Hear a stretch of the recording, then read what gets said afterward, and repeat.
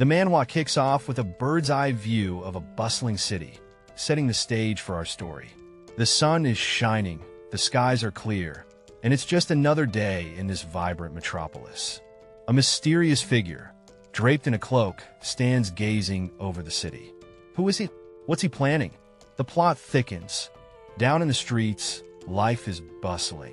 People are going about their day, with a majestic statue of a warrior on horseback standing proudly in the square. Among the crowd, someone remarks, "Isn't it so peaceful?" Clearly, they're enjoying the calm vibes of the city. Nearby, two guards aren't convinced. One of them questions the peace, worried about when those pesky revolutionaries might cause trouble again. Laughing it off, the other guard dismisses the threat, calling them country bumpkins. Revolution? Pfft, not on their watch. The guards are chit-chatting about how things have been pretty chill lately. They're thinking maybe the rebels finally got the memo that their uprising was a total flop.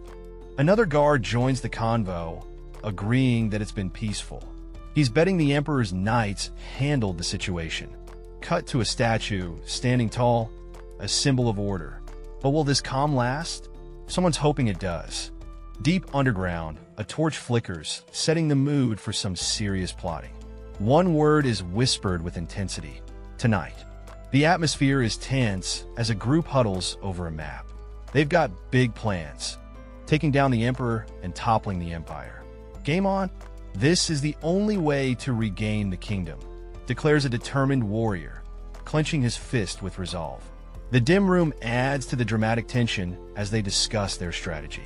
Two more warriors stand side by side, exuding confidence and readiness. They're clearly on board with the plan, their expressions as solid as their armor. Another pair joins the scene, one of them gritting his teeth in anticipation.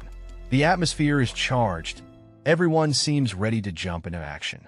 The leader turns to address one of the warriors directly, stating, "Your role is the most important."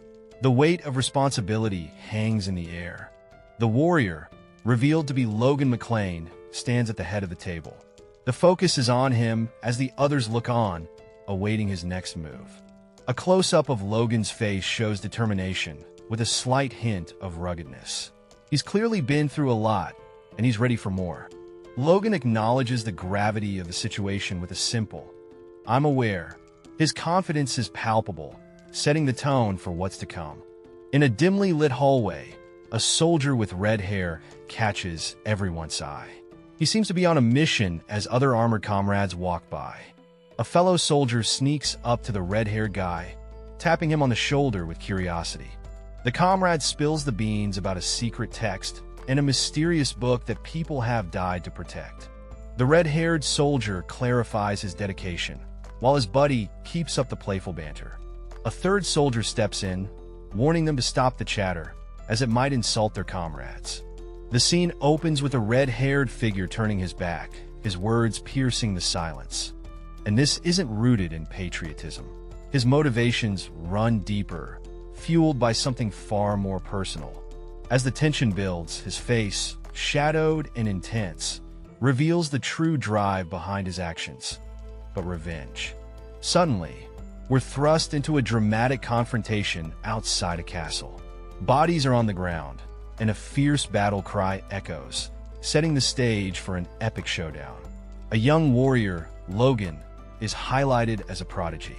If you only knew, someone muses, there were once 4 years since young Master Logan took off the sword, right? His reputation precedes him.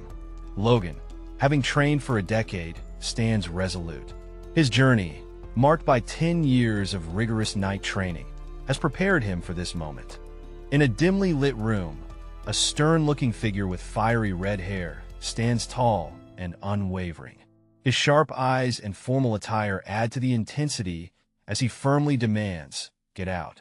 Oof! The drama is real. The tension escalates as harsh words echo. "You're no longer my son." Talk about cutting ties in the most brutal way possible. A lone figure stands silhouetted against an ornate window, bathed in the soft glow of the outside light, contemplating the weight of those words. Amidst roaring flames, another figure emerges, seemingly trapped in this fiery chaos. The caption teases us with, "but by then," leaving us hanging on the edge. Whispers fill the air as two figures, hidden in shadows, lean in close. One asks, "Did you hear?" Oh, the rumors are spreading faster than wildfire. All right, folks, picture this. A shadowy figure, hood up, glides through a crowded street. Everyone's buzzing about a public hanging happening today. As the mystery person walks, the suspense kicks up a notch. People are dying to know the prisoner's name. Raindrops splash dramatically as the figure's boots hit the wet pavement. The tension is real, y'all. More footsteps, more rain. This hooded character is on a mission, and nothing's stopping them. Nearby, some folks are chatting. Seems like the royal guards are out, which means serious business is going down. Suddenly, a red-haired guy steps into the spotlight. He's got something important to say. What's his deal? With a dramatic flair, the red-haired dude turns his back, ready to drop some major info. What's his secret? The scene is drenched in a deep red hue, and we see an intense gaze from our protagonist. The air is thick with tension, and something serious is about to go down. With a dramatic flair, the narrative unfolds. "This is it," shouts our protagonist, standing defiantly as lightning splits the sky behind him. This is no ordinary showdown. He's ready to face his destiny. The crowd erupts in a unified cheer. Huzzah! Their voices fuel the fire in our protagonist's heart as he stands resolute, ready to take on whatever comes his way. Zooming in, we see our protagonist clenching his jaw, determination etched on his face. He's a man with a mission, and nothing's going to stop him. Underneath the dramatic lighting, a blurred figure appears. The words "for killing my family" hang heavy in the air, revealing the heart-wrenching motive driving our hero's actions. A castle looms under a spooky moon, setting the scene for some serious drama. A mysterious figure is spotted, and someone's freaking out, shouting, "It's him!" Our red-headed hero is on the move, and he's got the secret book. This guy's not slowing down. He's sprinting through the castle, clearly in a hurry with tension building. A soldier spots him, pointing and yelling, "Over there!" This chase is heating up. An armored enemy rushes in, weapon ready, shouting, "Die, rebel!" Things are getting intense. The red-haired warrior charges forward, sword blazing, ready to clash with the armored opponent.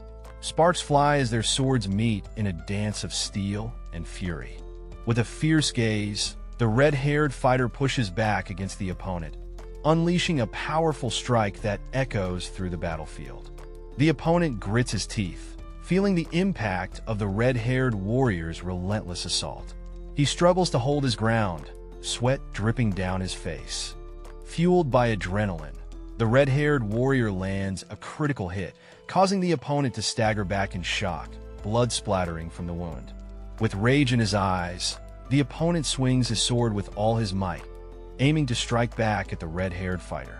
Unfazed, the red-haired warrior demands more, eyes burning with intensity as he prepares for another strike. The opponent leaps into the air, sword raised high, trying to land a decisive blow, while the red-haired warrior remains ready, poised for the next move. Amidst a whirlwind of action, our fierce warrior is in the thick of battle, striking down his enemies with unyielding determination. He's yelling for more chaos, more destruction. It's clear he's on a mission, and nothing's going to stop him. Our red-haired fighter, eyes blazing with fury, is all about taking down the Empire's forces. He's not just swinging his sword, he's making a statement. No mercy for these Empire bastards. Amidst the chaos, enemies are closing in. Tension rises as he hears accusations of stealing the Empire's treasure. It's a full-on showdown, and our hero's right in the thick of it. For a moment, doubt creeps in. Is this the end for our brave fighter? With a contemplative look, he wonders if this is where his story ends. But knowing him, he's not one to give up easily. Facing a crowd of opponents, he stands his ground. With a determined stance, he declares that they leave him no choice. It's time for action, and he's ready to face whatever comes his way. In the heat of the moment, a mysterious figure grips a glowing orb tightly. the energy pulsating through his metallic hand. The tension in the air is palpable as power surges through him. With fiery determination, he declares, "Let's go." His aura flares up, surrounding him with an intense glow as he prepares to unleash his full potential. As the power builds, another character is caught off guard, exclaiming, "What?" The sheer force of the energy is overwhelming and unexpected. The intensity reaches a climax as a blinding light blasts through a window, shattering the tranquility of the room. The energy is unstoppable, breaking free into the outside world. The scene zooms out, revealing the massive castle engulfed in an explosive wave of energy, shaking its very foundations as the power reverberates through the air. In this cosmic void, a character floats, grappling with the heavy weight of regret. They ponder their past choices, the sacrifices they made, and the cost of their ambitions. But fear not, our hero's journey isn't over just yet. Amidst the swirling galaxy, they can't shake off the feeling of unresolved guilt. They realize they should have sought forgiveness, but alas, hindsight is always 20/20. A gloved hand reaches out, fingers extended as if grasping for something just out of reach. Is it hope, redemption, or just a really cool cosmic snack? Only time will tell. The scene shifts to an ethereal burst of light, as if the universe itself is hitting the reset button. A fresh start, or maybe just an overzealous celestial spotlight. Suddenly, our red-haired protagonist gasps awake, as if jolted back to life. Surprise, surprise. It seems like the universe wasn't done with him just yet. The scene opens with our red-haired protagonist clutching his head, clearly in pain. He's baffled, exclaiming, "You, a headache. What a way to wake up, right?" Things get even weirder as he questions, "How can it hurt when I'm dead?" Wait, dead? This guy's having a major existential crisis. A servant rushes to his side, asking if the young master is all right. Looks like our guy isn't alone in this mystery. Staring at his servant, the young master is at a loss for words. He's trying to piece together this bizarre puzzle. The servant reveals his name, Rick, and confirms his role as the main servant. The young master seems to be struggling with recognition. Just when you think it can't get stranger, a mysterious shock zaps through Rick, leaving both of them in a state of shock and awe. What on earth is going on? The scene opens with high tension as someone exclaims that the young master has hurt his head badly. There's a call to bring the doctor, as urgency fills the room. Our red-haired young master, sporting a bandage, looks bewildered. He's sitting up, taking in the chaos around him as someone rushes in. Clearly, things are getting intense. He gazes out the window, sweat trickling down his face, as he witnesses some serious action happening outside. The atmosphere is thick with suspense. His eyes catch the family symbol displayed prominently everywhere. It's a shocking revelation, and he's trying to wrap his head around it.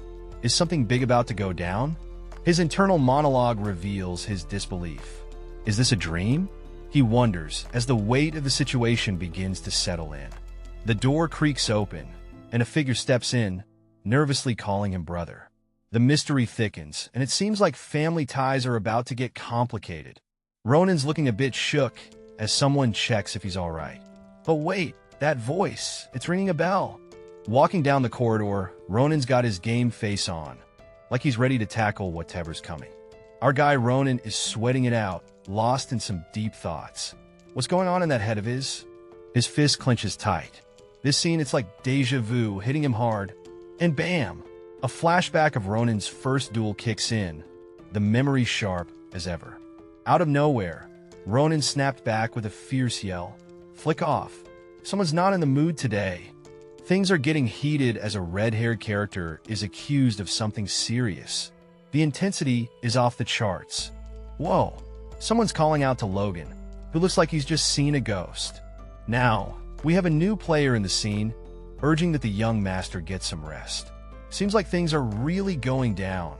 The young master is sitting up, looking. The scene opens with two characters in a room, one looking puzzled and scratching his head while the other stands in the background with a questioning look. One character is apologizing profusely, feeling guilty about a mistake, but the other reassures him. saying it's okay and there's no need for apologies. The red-haired character insists he should have been more careful, showing signs of distress. Suddenly, Logan appears to be in pain, causing his friend to rush over, worriedly asking if he's okay and urging him to rest. Logan stands looking dazed, his shirt slightly undone as he tries to gather himself. A close-up shows Logan's hand clenching tightly, indicating his inner turmoil. The friend places a comforting hand on Logan's shoulders, trying to steady him and offer support. Our scene opens with an intense apology from a red-haired character who seems to be overwhelmed with guilt. He's practically shouting, "I'm sorry," while gripping onto Logan with all the sincerity he can muster. We zoom in, and the apology becomes even more personal. "I'm so sorry," he repeats, his face a mix of regret and earnestness. You can feel the weight of his words hanging in the air. Logan, our second character, is caught off guard by this emotional outburst, tears streaming down his face. "Why are you crying?" the red-haired character asks, clearly distressed by Logan's reaction. A close-up of Logan reveals his troubled expression, his eyes glistening with unshed tears. It's a vulnerable moment, and the tension is palpable. The room, softly lit by the afternoon sun, frames this poignant hug. The embrace is full of emotion, both characters seeking comfort in each other's presence. As the door stands slightly ajar, the red-haired character speaks again, then Logan, leaving us hanging with anticipation about what will follow next. Our red-haired buddy, all smiles, promises he'll be back for another visit. Someone's looking forward to his next stop. Meanwhile, a more serious-looking red-haired guy tells him to take it easy and get some rest. It's chill vibes all around. The serious dude is deep in thought, his expression unreadable. What's going on in that head of his? He stares out the window, pondering if he's stuck in some wild dream. Is this reality or just fantasy? Suddenly, it hits him like a ton of bricks. He's back in the past. Time travel vibes? Anyone? With determination etched on his face, he vows to change everything. New beginnings, here we come. Things get spicy as someone gasps and addresses him as young master. Whoa, plot twist. Caught off guard, he questions what's happening as the other character hurriedly apologizes. The drama unfolds. Our red-haired young master is looking bewildered, scratching his head in confusion, wondering what just happened. The scene shifts to a pair of anxious servants who realize they forgot to warn Mary about something, causing an unintended disruption. The young master, with a facepalm moment, recalls how he used to be harsh to the servants. Regret hits him like a truck. He reassures the servants that Mary did nothing wrong and asks for a pen and paper, leaving them puzzled. One servant, wide-eyed and jittery, wonders what he could possibly want with a pen and paper. The suspense is real. The pen and paper are delivered, neatly placed on the table, as the servant informs the young master. The young master thanks the servant and instructs them to keep everyone out of his room. The servant is left in shock. Did he just say thank you? In a tense setting, we see a red-haired character being questioned about their well-being. Are you sure you're all right? Does your head hurt, perhaps? It's clear something's off, and concern is in the air. The red-haired character is advised to please rest, but there's a vibe that they're not about to take it easy anytime soon. The scene switches up as someone assumes the red-haired character is fine because they yelled at them. Go back to work, they say, and our fiery friend responds with a reluctant okay. Reflecting on the chaos, the red-haired character thinks, let's be patient. These are all the consequences of my own actions. It's introspection time. Cut to a determined scene. Our red-haired hero is at a desk, surrounded by papers, clearly ready to tackle whatever comes next. The red-haired character has an intense look, deciding the most important thing right now is to record everything that will happen. It's about to get real. The scene kicks off with an intense battlefield vibe, flags fluttering in the wind, and the remnants of a brutal fight scattered everywhere. It's a sight that speaks volumes about a nation torn apart by war. Our focus shifts to a red-haired guy, looking all intellectual with his quill pen. He's got that I'm about to change the world look, but hold up, there's more. Just as he's about to make his move, he pauses. There's a but before that moment, like he's got something crucial on his mind. Flashback to some serious night action. Swords clashing amidst flames and chaos. It's like a medieval mosh pit out there, and our guy's got front row seats in his mind. Back to Mr. Red Hair. He's sitting there all pensive. He's thinking, I need to prevent that first. Whatever that is, it's big, and he's on it. In a grand room bathed in sunlight, a chessboard sits with pieces ready for a game, hinting at a strategic battle ahead. The silence is broken by a firm knock on the door, building suspense in the shadow-filled room. A figure stands by the window, draped in a regal cape, as a voice addresses him as Patriarch, adding to the mysterious vibe. The Patriarch, with a commanding presence and a red beard, turns with a question on his lips. Logan is? In the bustling mansion, we find two maids caught by surprise, one exclaiming, oh my, as if they've seen a ghost. What could possibly have startled them so? Meanwhile, a staff member, possibly a butler, is seen with a bandage on his head, letting out a coom as he tries to maintain his composure. Seems like the day isn't going easy on anyone. The action continues as a determined maid with flowing pink hair dashes through the hallway, clearly on a mission. But what's got her in such a hurry? Chaos reigns supreme as another maid finds herself in a comical predicament, arms full of what looks like a mountain of laundry, her face a picture of surprise. The young master steps onto the scene, and the maids are caught mid-scramble, probably wishing the floor would swallow them whole. Talk about bad timing. Our flustered maid is lost in her thoughts, despairing over her embarrassing tumble. I'm dead, she thinks, feeling the weight of her mishap. But wait! A glimmer of hope appears as a hand reaches out to help her up. Could this be a sign of kindness in the midst of chaos? Her eyes widen in shock as she processes the unexpected gesture. What could this mean for our embarrassed heroine? It's not a big deal. Or is it? Our mysterious character is caught in a moment of unexpected intensity, leading to a dramatic scream. Whatever's happening, it's got everyone on edge. Now, we see a red-haired man caught in a moment of desperation. He's on his knees, pleading for forgiveness. What's going on, bro? Why the sudden confession? Our guy in red, looking a bit more composed, reflects on the chaos. He admits, maybe I did stir things up a bit. A moment of self-awareness hits him hard. Mirror, mirror on the wall, our dude's got some self-reflection going on. He needs to show them how he's changed. But is he really ready for that? Flashing a smile, he wonders if it's his awkward grin that's the issue. Nah, it can't be, right? Or could it? Talk about a crisis of confidence. Wait, hold up. Is it really the smile? The self-doubt is real, folks. He's questioning everything. It can't be, right?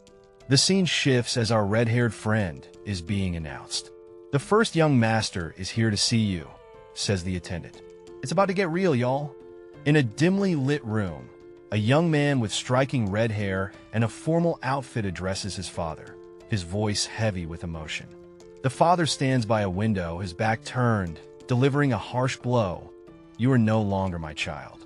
The father's silhouette is imposing, bathed in the glow of the window, adding to the gravity of his words.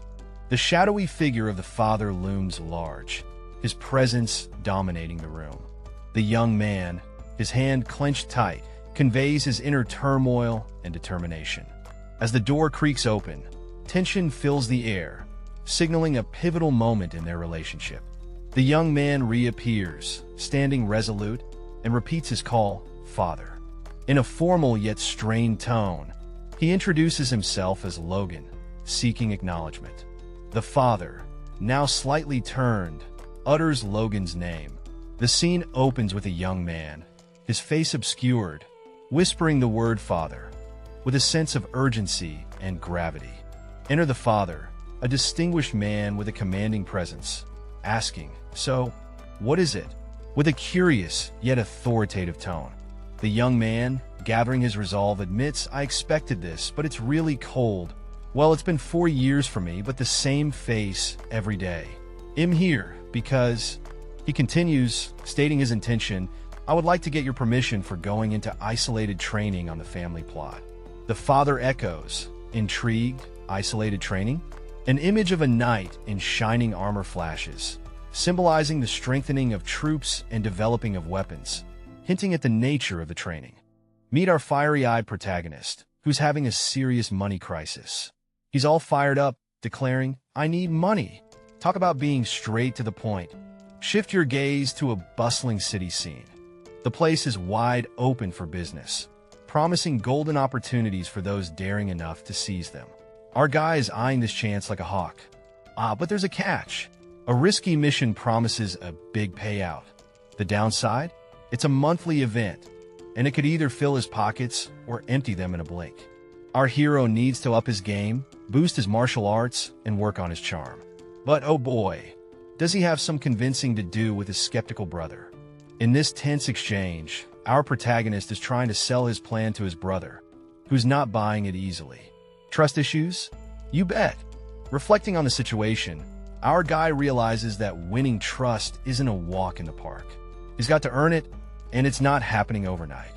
Facing the mirror, our hero admits to himself that his past behavior hasn't exactly been stellar.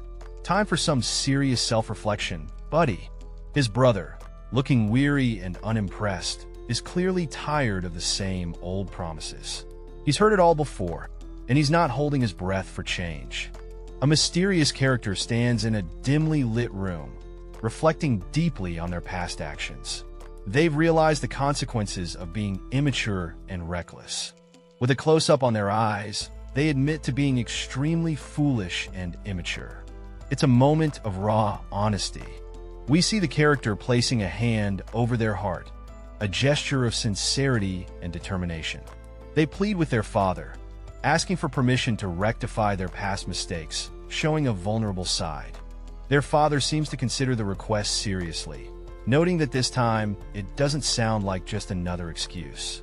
In a sunlit room, a conversation unfolds about the duration of their training. The character contemplates staying in training for about 3 months. The father questions if 3 months is sufficient to catch up to someone named Ronin, but the character clarifies that their goal isn't just about surpassing Ronin. In a heartfelt moment, a character with fiery red hair shares their determination to make the most of their limited time. The swirling energy around them hints at some powerful resolve.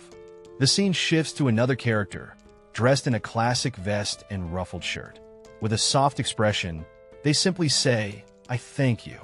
Turning away, this character, whose name seems to be Logan, looks contemplative as they face a grand door. A mysterious figure shrouded in darkness mentions the lingering chill of spring and the coldness of the family burial grounds. The focus returns to Logan, who is gently reminded to stay warm in the chilly weather. A soft, knowing smile plays on Logan's lips, suggesting a mix of emotions, perhaps gratitude or nostalgia. Finally, the scene transitions to a serene outdoor setting. Logan arrives at a secluded family burial site, underscoring the sense of solitude and reflection. Amidst the tranquil forest, our red-haired hero stumbles upon the perfect spot for some solo training.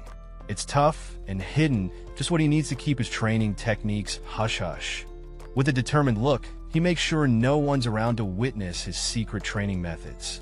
Gotta keep those moves under wraps. With a swift motion, he finds what he's been looking for, a book that holds the key to his mysterious training. Eyes wide with excitement, he reveals the title, Divine Sword Secrets, the kind of book that promises epic adventures and untold powers.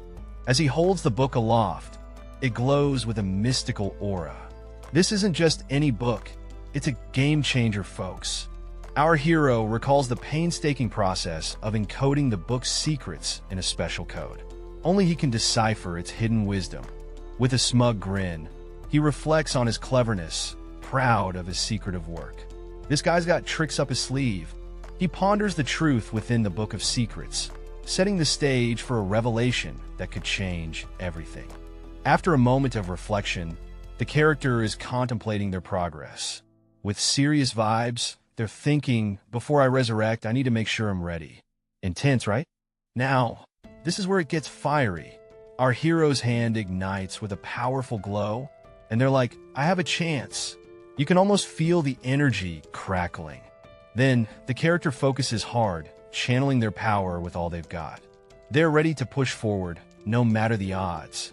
This ain't easy for the average Joe, and the past version of our hero would have crumbled by now. But this time, no way. As expected, after reassessing, it feels like their power has leveled up big time. They're definitely feeling it. With all this new strength, 3 days and nights of grinding might just be enough to make a difference. Boom! Close-up of their face, eyes wide, as realization hits. Something's definitely up. Hold up, what? The core is already forming. That's faster than anyone thought possible. All right, so we've got this guy, right? Red hair, looking all intense, surrounded by this crazy fireball of energy. He's like, whoa, this power. It's beyond anything I imagined. Flames are dancing around him, and he's feeling the heat, literally. Our fiery-haired hero is standing there with a grin as wide as the sky itself. He's all pumped up, under a rainbow, thinking, this is it.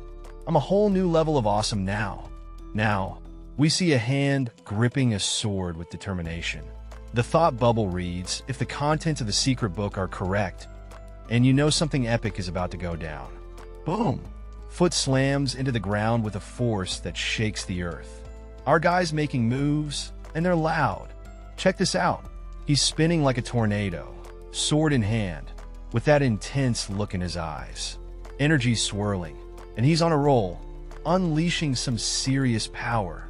Here's our red-haired dude again, looking super pleased with himself. He's like super, and you can tell he's feeling on top of the world. Something about his competition and strategy has taken a complete turn. Confidence is sky high.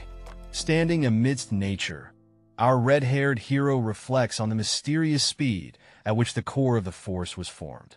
He's puzzled but intrigued. With a confident grin, he muses that in 3 months, his strength could skyrocket. He's all about that hustle. Fired up and ready to go, he cheers himself on, eager to push the limits of his training. Amidst the lush greenery, sounds of exertion echo as he goes all out, practicing with gusto.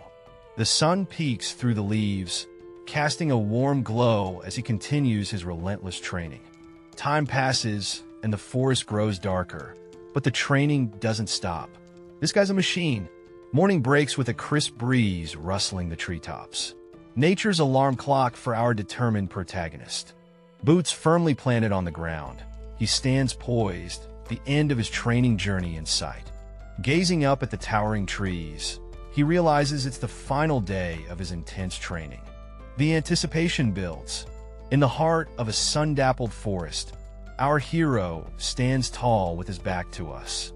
Rocking a red vest and brown boots, he's got that ready-for-action vibe. His sword gleams under the sunlight, hinting at the action that's about to go down. Zooming on that grip, our hero's hand clenches the sword, and you can almost hear the metallic whisper as he draws it with purpose. The energy is palpable. Flames burst to life around him. He's not just holding a sword. He's wielding a fiery force. With a leap, he's in motion, flames dancing like he's part of some epic action movie. Close up on the sword. It's gripped tight, enveloped in those intense flames. This is not just for show. It's the real deal, and our hero means business. Check out those eyes. Fierce and determined. His gaze is locked on his target. He's got that nothing's gonna stop me look. You can tell he's ready to give it his all. Boom! Our hero's inner voice echoes with determination. He'll succeed at it at all costs. It's like he's making a promise to himself and the universe. And there it is, the epic slashing wave. Our hero lets loose a blazing strike, slicing through the air with a fiery arc. This move is all about power and precision. The energy of the slashing wave continues, cutting through the scene like a comet. The intensity is off the charts, and you can't help but feel the adrenaline. The scene explodes with a burst of energy, sending shockwaves and debris flying everywhere. It's like the universe just dropped a firecracker. The dust clears, and we see a figure heroically landing, one knee on the ground, gripping a sword like they mean business. With a hearty laugh, the character gazes upwards, clearly having the time of their life. Whatever just happened, they're loving it. Our guy is on the ground laughing like he just heard the best joke of his life. He's got a sword in hand and looks like he's just discovered a superpower. He's standing tall, looking all majestic and stuff, thinking about how this power is beyond anything he imagined. It's definitely not something your average Joe could pull off. He raises his hand, feeling the toll of using this new power. Even though one strike wore him out, he knows it's a great trick to keep up his sleeve. Sitting down, he muses about how this power could be the result of intense training. He's determined to master it, but first he needs to clean up his act. Sniffing his clothes, he realizes he probably smells like a battlefield. He decides a wash-up is in order before meeting up with someone important. The scene shifts to a castle with a mysterious flag waving in the wind. A voice echoes, questioning what's just been said, hinting at some serious plot developments on the horizon. The scene opens with a young master being halted by a knight in shining armor. The knight, looking quite serious, tells him, "Kindly take your leave, young master." Our red-haired protagonist, clearly not amused, is stopped in his tracks. The knight lays down the law, explaining that even direct blood relatives can't meet the patriarch without prior notice. He questions if the young master has forgotten about this rule. Not backing down, the young master retorts that those rules are ancient from a few hundred years ago.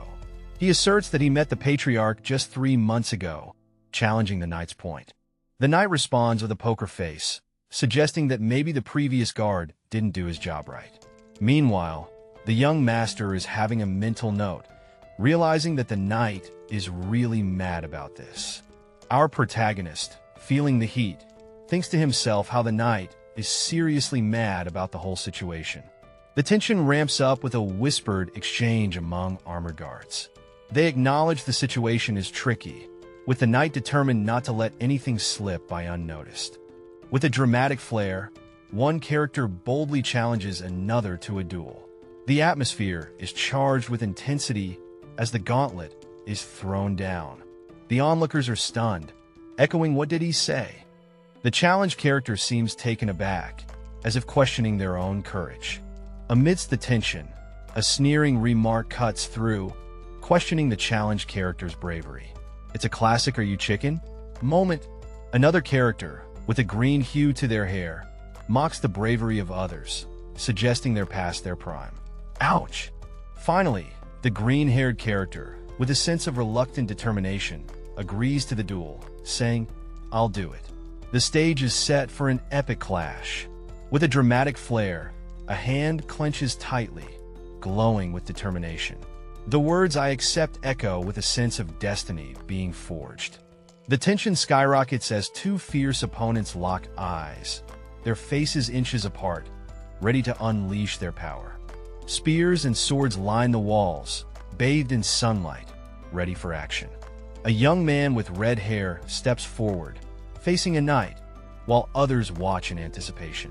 Whispers among armored onlookers question the young master's ability to take on a knight. The red-haired leader smirks, doubting the young master will hold his ground for long.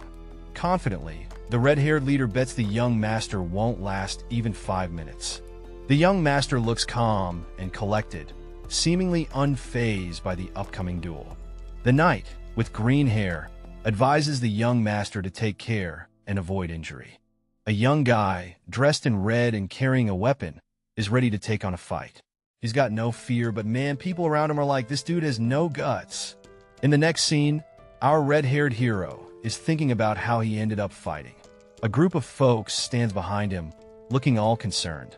Now, we meet another character, this one with white hair, who's freaking out. He's like, "We're screwed," and is seriously stressed. Footsteps echo dramatically, setting the stage for an epic showdown. Announcing the big event, the official duel is about to kick off. You can feel the excitement in the air. For safety's sake, someone declares that only wooden weapons will be used in this duel. Safety first, right? Our red-haired hero is all. The scene opens with our young knight, deep in thought. He's questioning if he should really be doing this. Yet, the eager faces of the younger knights push him forward, making it hard to back down now. The knight reflects on his position. He's not thrilled about what's coming, but he's ready to take on whatever's next. With a swift motion, He's stepping up, ready to dive head first into the duel. A dramatic moment as his hand slices through the air, signaling the start of the duel. The arena is set. The duel begins. Two opponents face off, swords in hand. The tension is palpable as they eye each other, ready to clash. A close-up of a foot stepping onto the sandy arena floor. Every move counts in this intense showdown. With a burst of energy, the knight lunges forward, determination blazing in his eyes. The battle is on. Two armored figures are in a tight spot, stressing over Sir Dominion's potential plan to use force. They're like, whoa, that's a bit hardcore, isn't it? Nearby, some people are catching their breath, worried that the young master might get caught up in whatever Sir Dominion's cooking up. They're pleading for mercy. Enter a dude with blazing red hair, looking totally unfazed by the chaos. He's like, well, if you don't know any better, it might be intimidating. Here comes Sir Dominion, exuding a fiery aura, ready to make his point. He's all like, using force? That's a bit much, don't you think? But he's also ready to show who's boss. Dominion's got some beef to settle, asking if something's ruffled his feathers. He's definitely not thrilled about being called past his prime. Dominion's gripping his sword, fuming about the past my prime comment. Clearly, he's got something to prove. Hey, Race the Kicker. Dominion, at the age of 40, was known as the weakest in the Knight's Order. He was thinking of retiring. Ouch! The scene is heated as a bunch of soldiers in full armor look utterly shocked, sweat trickling down their faces. They're shouting, probably caught off guard by something intense. Meanwhile, in the midst of this chaos, a guy with a blurred face is chilling, pondering his dinner options. Priorities, right? Cut to a shadowy figure with a cocky grin, throwing shade at the soldiers, saying they've passed their prime. Ouch! Things get wild as a character yells out in panic, trying to stop someone. There's a sense of urgency as everything spirals out of control. In the middle of this whirlwind, a character calmly announces, I've decided to retire anyway. The scene opens with a red-haired dude standing tall, casting a shadow over his fallen opponent. It's clear he's just delivered a serious beatdown, and he's not shy about it. A group of guards are freaking out, eyes wide with disbelief. They're probably thinking, did that just happen? Among the onlookers, we spot a maid covering her face in shock, along with some other guys who just can't believe the sight. The red-haired guy stands victorious, the sound of his triumph echoing around him. It's clear he's the star of this show. One of the guards stammers, in no way. I couldn't even see anything. Seems like the red-haired guy was just too fast for them. Our red-haired hero is caught off guard, exclaiming, a force user? While gripping his sword like he's ready for action, the armored guy hesitates, responding with a shaky, why yes, as if he's just been called out in front of the whole class. With a confident smirk, Mr. Redhair casually says, I want to give Dominon another chance. What do you think? He's got that vibe of someone with a plan. Cut to our armored buddy, who's in the middle of a showdown with a green-haired dude. It's intense, and you can feel the tension. The green-haired fellow is in shock, wondering what chaos has erupted, while our red-haired hero stands cool, claiming, I'm scarier than that punk. Uh-oh, things are heating up as our armored guy's hand glows with an ominous energy. He's gripping his weapon tightly, stammering, as things get real. The scene kicks off with a dramatic exclamation. This can't be true, as disbelief washes over a character's face. Something big just got revealed, and it's not looking good. Our red-haired friend steps in, weapon in hand, dropping truth bombs like it is. The stakes just got real. With a fierce battle cry, the action ramps up. It's like a roller coaster of fists and fury as the truth hits home. A tense moment hangs in the air, blurred but heavy, as the confrontation reaches a critical point. The red-haired character stands tall, a force to be reckoned with. He's not backing down, and the tension is electric. With a hint of frustration, he says, I even gave him another chance. This dude's patience is wearing thin. Cut to our other guy, looking defeated on the ground. The red-haired character, all business, thinks it's time for someone to admit defeat. The scene kicks off with a tense moment as a character with blonde hair, looking flushed and frustrated, grits his teeth in a moment of realization or pain. A red-haired figure, exuding authority, stands tall as the kneeling opponent acknowledges him as young master. The air is thick with unspoken tension. Just as the blonde character is about to admit defeat, a menacing swing interrupts him, leaving no room for surrender. A fierce blow lands, and the blonde character is sent reeling, visibly shocked by the unexpected attack. A dramatic monologue reveals the red-haired character's perspective, claiming to have shown mercy to a vassal who dared to rebel. The young master channels a fiery energy, looking downright menacing as his power surges, leaving his opponent on edge. With a swift motion, the red-haired character prepares for another strike, the atmosphere charged with impending action. The blonde character is overwhelmed by a barrage of strikes, desperately pleading for the assault to stop, but mercy seems far from reach. Whoa, that's harsh. A group of onlookers, faces twisted in shock, can't believe what's happening. One of them nervously asks if they should intervene. Two guards, with a mix of admiration and disbelief, question if this is really the young master they know. They're astounded by his progress, especially since he hasn't shown any sign of such prowess before. On a rooftop, a figure stands with determination, holding a sword aloft. The atmosphere is electric, and everyone's wondering if he can really pull it off. As the camera zooms in, we finally catch a glimpse of the young man's face. His name is revealed dramatically, Logan McLean. All right, we find ourselves in a cozy room bathed in sunlight, a chessboard ready for action. Someone just pulled off an impressive move. What's next in this mind game? Now, a conversation kicks off. One dude, rocking a royal cloak, remarks on an awakening and wants the scoop on what went down during training. Meanwhile, our red-haired character is having an internal monologue. Turns out, the cloak guy was watching everything unfold. Spooky, right? The red-haired guy spills the beans. He's let go of his greed and embraced the grind. With intense training, he felt a power surge he couldn't ignore. Only after sacrificing everything to avenge his family did he unlock the ability to become a Force user. Talk about dedication. He reflects on his late awakening, barely hitting the mark after turning 40. It's a bittersweet realization of emptiness. But hold on, there's more to this story. Something's brewing in the air as the red-haired guy trails off. The cloak-wearing dude, with a commanding presence, challenges the red-haired guy's next move, questioning his intentions. Drama alert! In a dimly lit room, a character with red hair and a sharp outfit declares that man deserved it. He's clearly convinced, leaving no room for doubt. He adds, "You heard the whole story from the soldiers too, didn't you?" The scene shifts to a conversation where another character, marked by a commanding presence, acknowledges, "Yeah, I did." But he's probing. "Even so, I'm asking you if there really was a need to go so far?"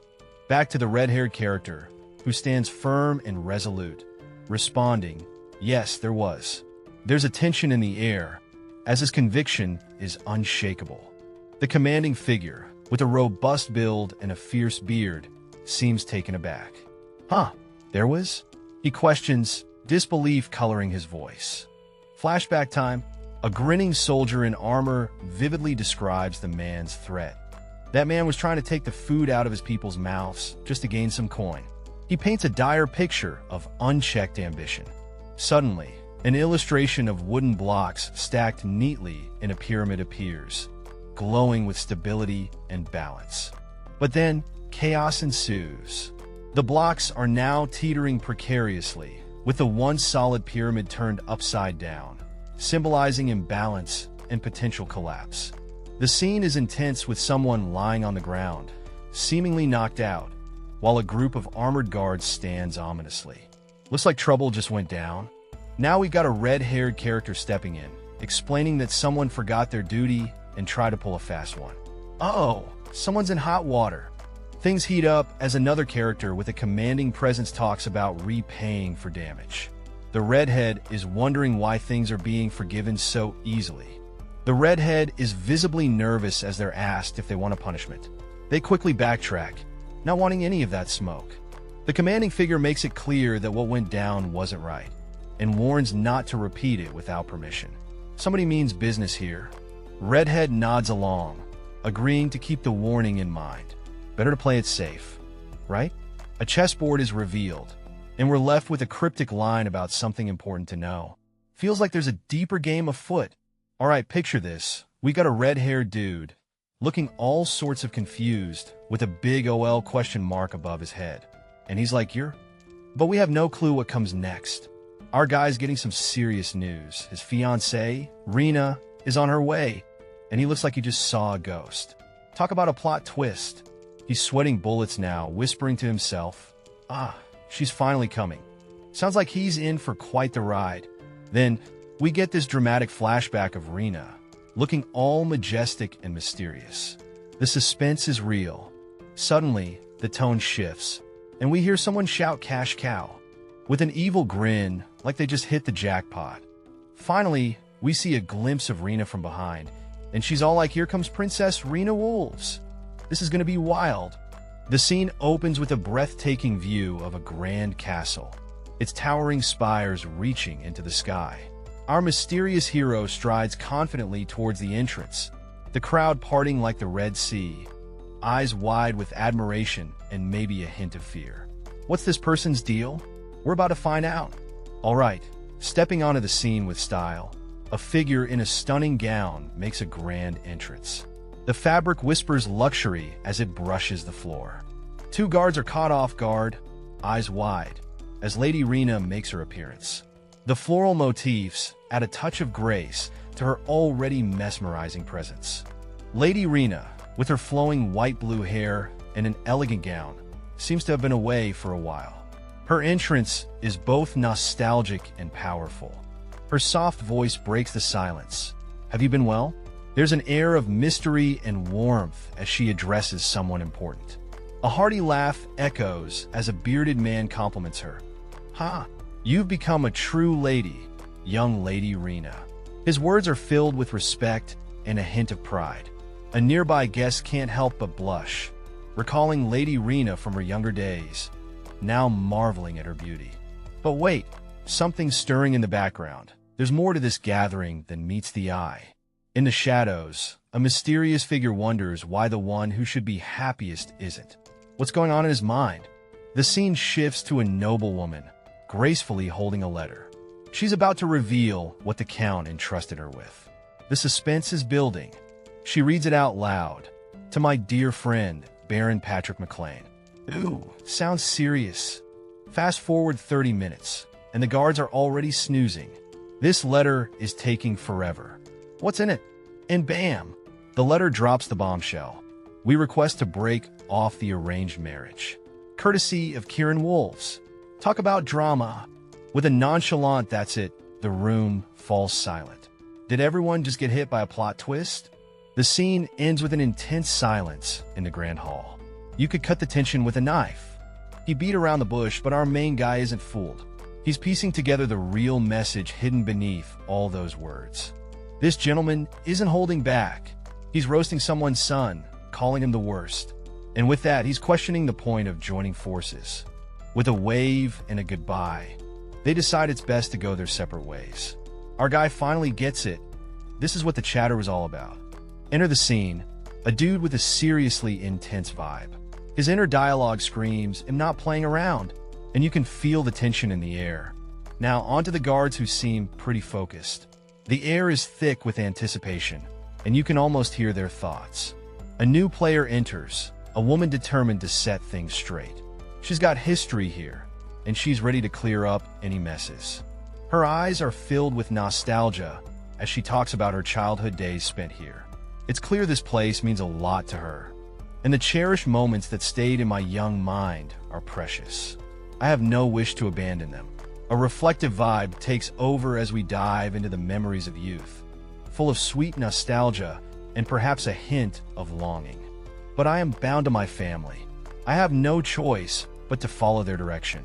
So I firmly resolved I would do my best for my family and won't allow this precious bond to wither away. Our mysterious lady seems tangled in a web of family duties, struggling to keep her heart intact while following the rules. Oh my, her heart is as beautiful as her face. Two maids are totally fangirling over her. They're swooning not just over her looks, but her inner beauty too. Talk about admiration overload. Hey, heads up. Damn it. Our red-haired guy just took a hit, and it seems like a rough day for him. You can almost hear him groan as he rubs his head, wondering how he ended up in this mess. So what exactly is the reason for doing this, young lady Rena? A mysterious voice questions Rena, adding layers of intrigue. What's the plan, Rena? Speed the beans? I'd like to hear about those unfavorable circumstances. Another enigmatic figure steps in, eager to uncover the truth behind the circumstances. Looks like things are getting serious. A new character with flowing silver hair appears, seemingly caught in the middle of the ongoing tension. What role will she play in this unfolding drama?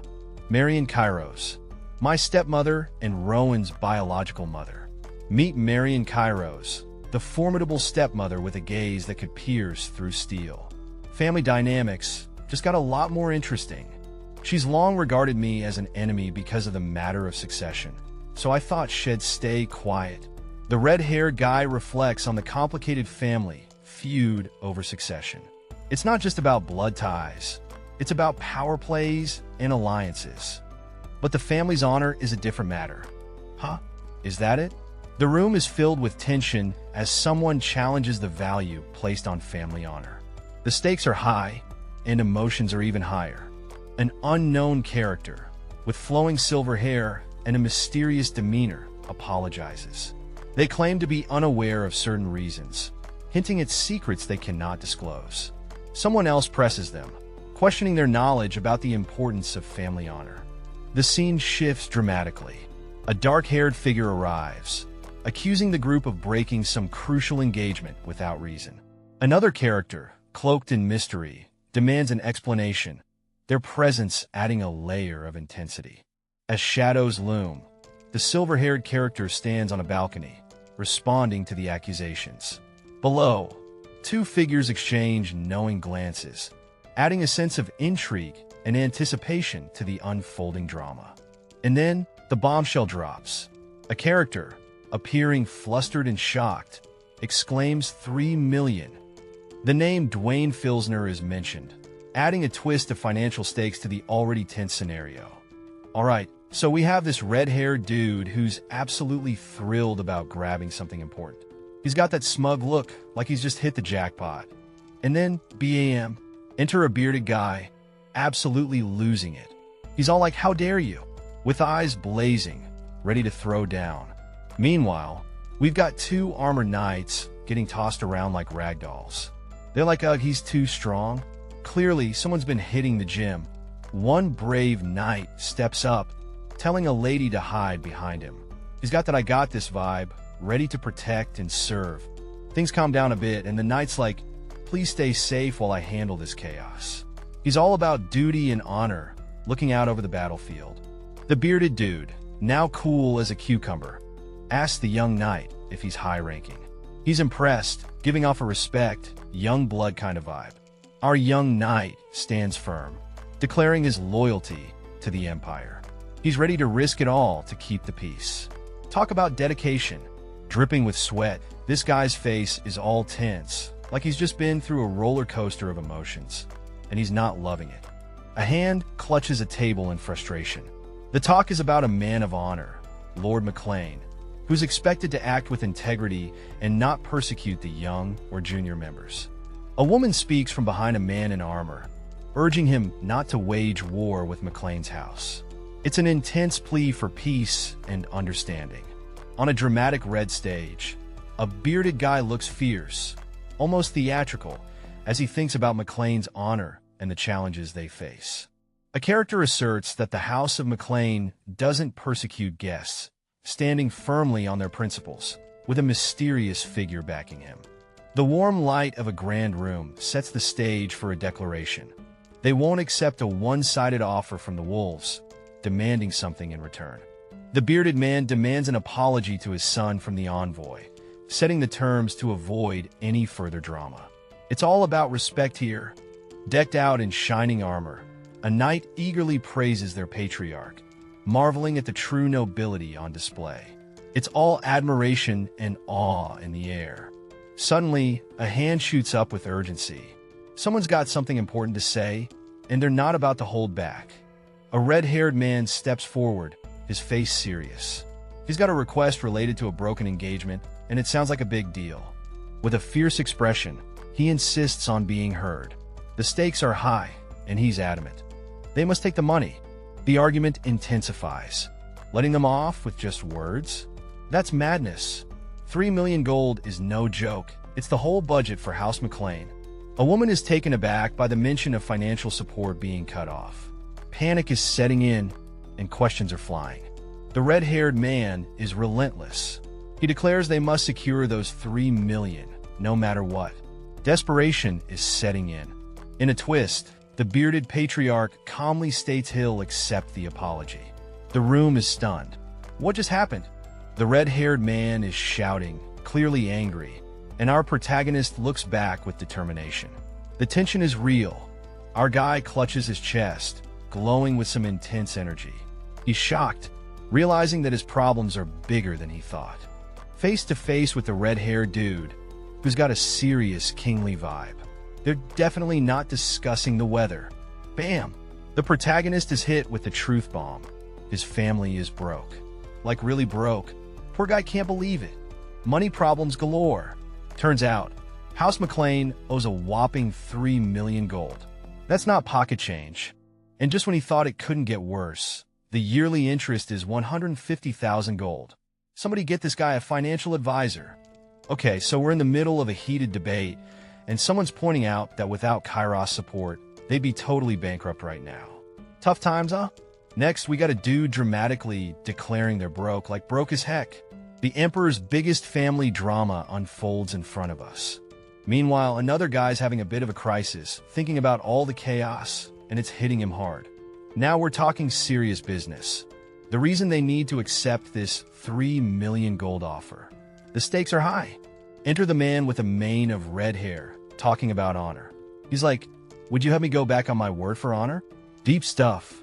Another character chimes in, mentioning that House Wolves has a higher standing, and the count is a big deal in the East.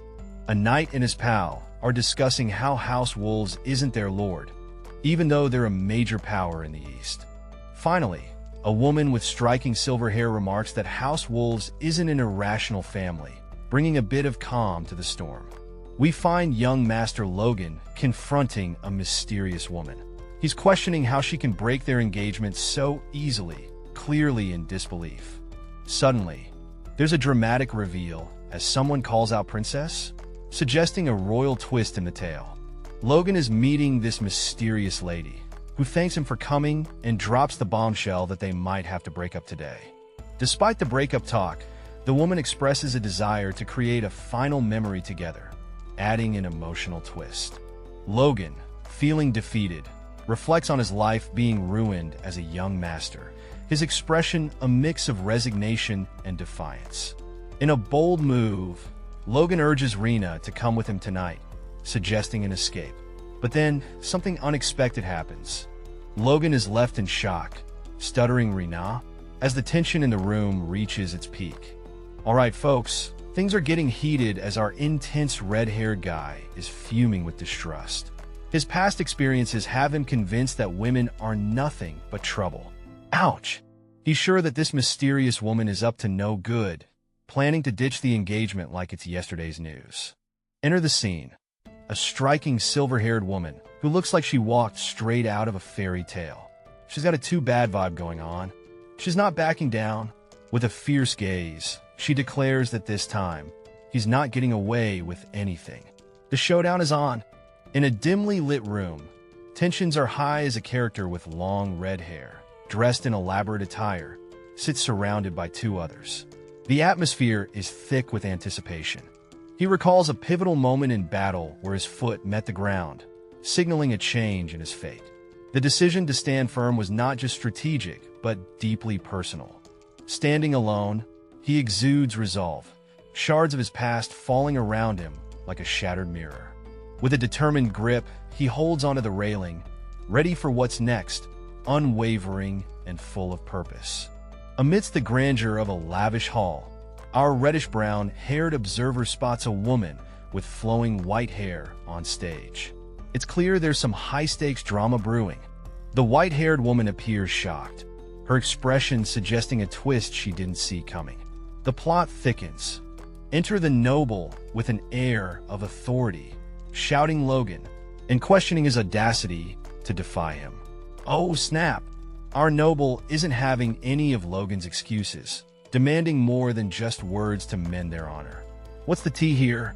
Logan, caught in the crossfire, seems to be in a tight spot. Meanwhile, the white-haired woman looks on, her eyes filled with intrigue and perhaps a hint of defiance. A mysterious woman with long silver hair stands confidently in a grand hall, facing a king perched high above. She's got a mission to clear her father's name. But what's the king's move? Now we get a close-up of this enigmatic woman. Her silver locks cascade down, and she's rocking some serious bling with those earrings. She's here for business, but there's more beneath the surface. Switch to a guy with sharp red hair. He's skeptical, thinking it's all about saving her father's reputation. But there's a hint he's impressed by her determination. The scene shifts to another character, a representative of the McLawn family. He's all about diplomacy, saying he's cool with a genuine apology. Is this the olive branch? 3 armored guards stand ready, but the decision isn't theirs. It's up to Logan, the wild card in this courtroom drama. Logan's in the spotlight now. The question is laid bare. Is the apology genuine? His judgment could change everything. In the midst of a heated debate, Logan stands firm, surrounded by onlookers. The tension is thick enough to cut with a knife as mysterious voices echo around him. Logan, with his fiery red hair and sharp outfit, is urged to think carefully, as if the very fate of his future hangs on his next words. The stakes are laid bare. If Logan accepts money for his projects, it might change everything about his future. His options are weighed heavily as the conversation continues. Enter Logan's father, a man with a presence as commanding as his luxurious fur-lined coat and fierce red beard. His expression is a mix of authority and concern. Logan, caught in the crossfire of expectation and conscience, apologizes to his father. The weight of his decision hangs like a shadow, tied to the mysterious breaking of some engagement. The scene opens with a mysterious figure standing on a grand balcony, possibly contemplating some weighty matters. Inside, a woman with an elaborate hairstyle seems taken aback as she exclaims "Ho!" upon seeing someone unexpected. A close-up reveals a striking character with flowing white hair and a dazzling turquoise pendant, adding an air of mystery. Amidst the intrigue, there's a conversation where someone observes, "I thought you had changed a little," hinting at some past expectations. The dialogue takes a turn as another character remarks, "But you've changed for the worse," adding a note of disappointment to the atmosphere. Finally, a character reflects somberly, "I suppose it's all my fault for not teaching you the true value of honor," suggesting a missed opportunity for guidance. The scene opens with a majestic flag waving proudly over a castle tower, setting the stage for a tale of wealth and intrigue. A mountain of gold coins glistens, and the words echo, "Finally, it's in my hands." Someone's hit the jackpot. Meet our mystery character, standing triumphantly over his treasure trove, exclaiming, 3 million gold. Talk about striking it rich.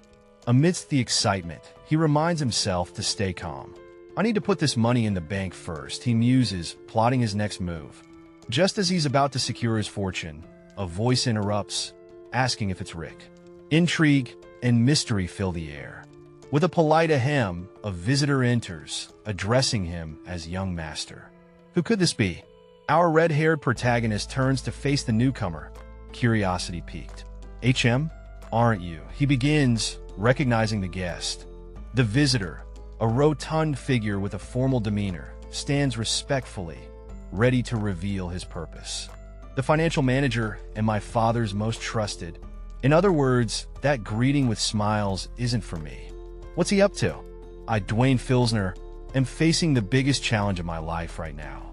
"Mr. Dwayne, the supplies are ready to be deployed. ensure the escape plan is executed before then. As the financial manager of the boss operations, I knew the weight of the task to protect the president's base. But right now, and my opponent is the clueless, foolish kid. Alright, so this bearded dude is making quite an entrance, all smiles and compliments, leaving a great impression from yesterday's events.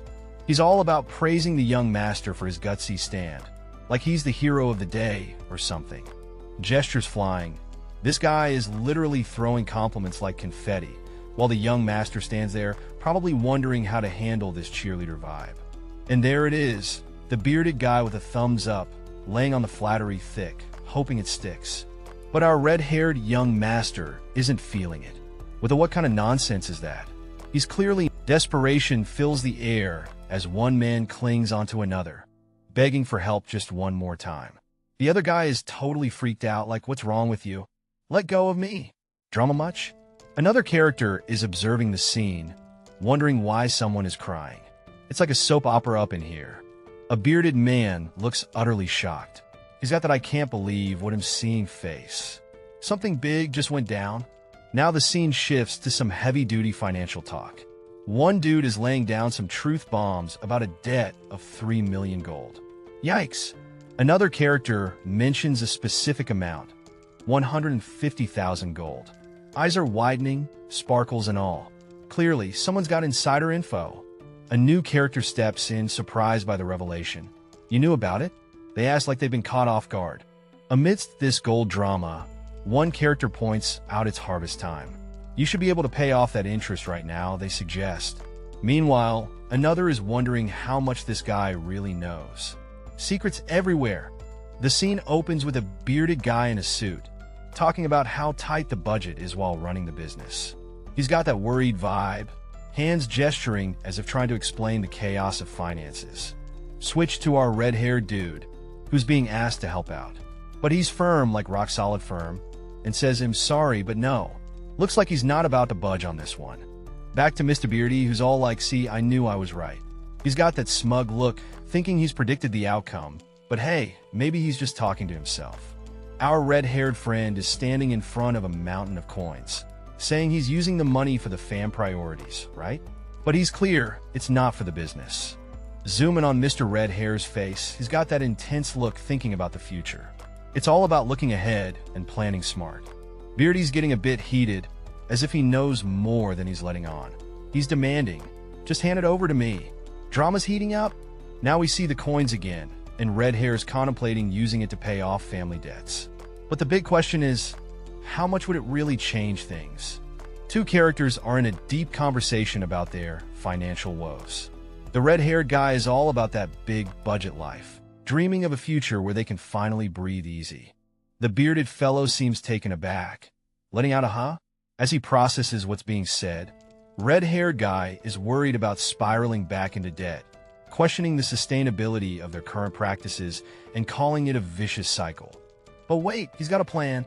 Red-haired dude is determined to use the money wisely, showing a surprising level of responsibility. Bearded guy is in disbelief, questioning if this is the same person he once knew as a carefree hooligan. Red-haired guy stands there, looking unexpectedly mature, and the bearded dude reflects on how much he's changed from the kid who didn't care about family affairs. A young dude with fiery red hair is making a pitch, offering help with family expenses if a favor is granted. Enter the bearded guy, curious about what this mysterious favor could be. A pack bag sits ready. Someone's definitely about to bounce. The armored young man confirms he's leaving, sparking curiosity about where he's headed. His mission? To rake in some cash, despite already being loaded. He insists, I need way more while finishing his packing. The scene is set in a castle with a tense vibe. A servant in a bow tie is talking about how the Lord won't permit something right now, adding to the tension in the air.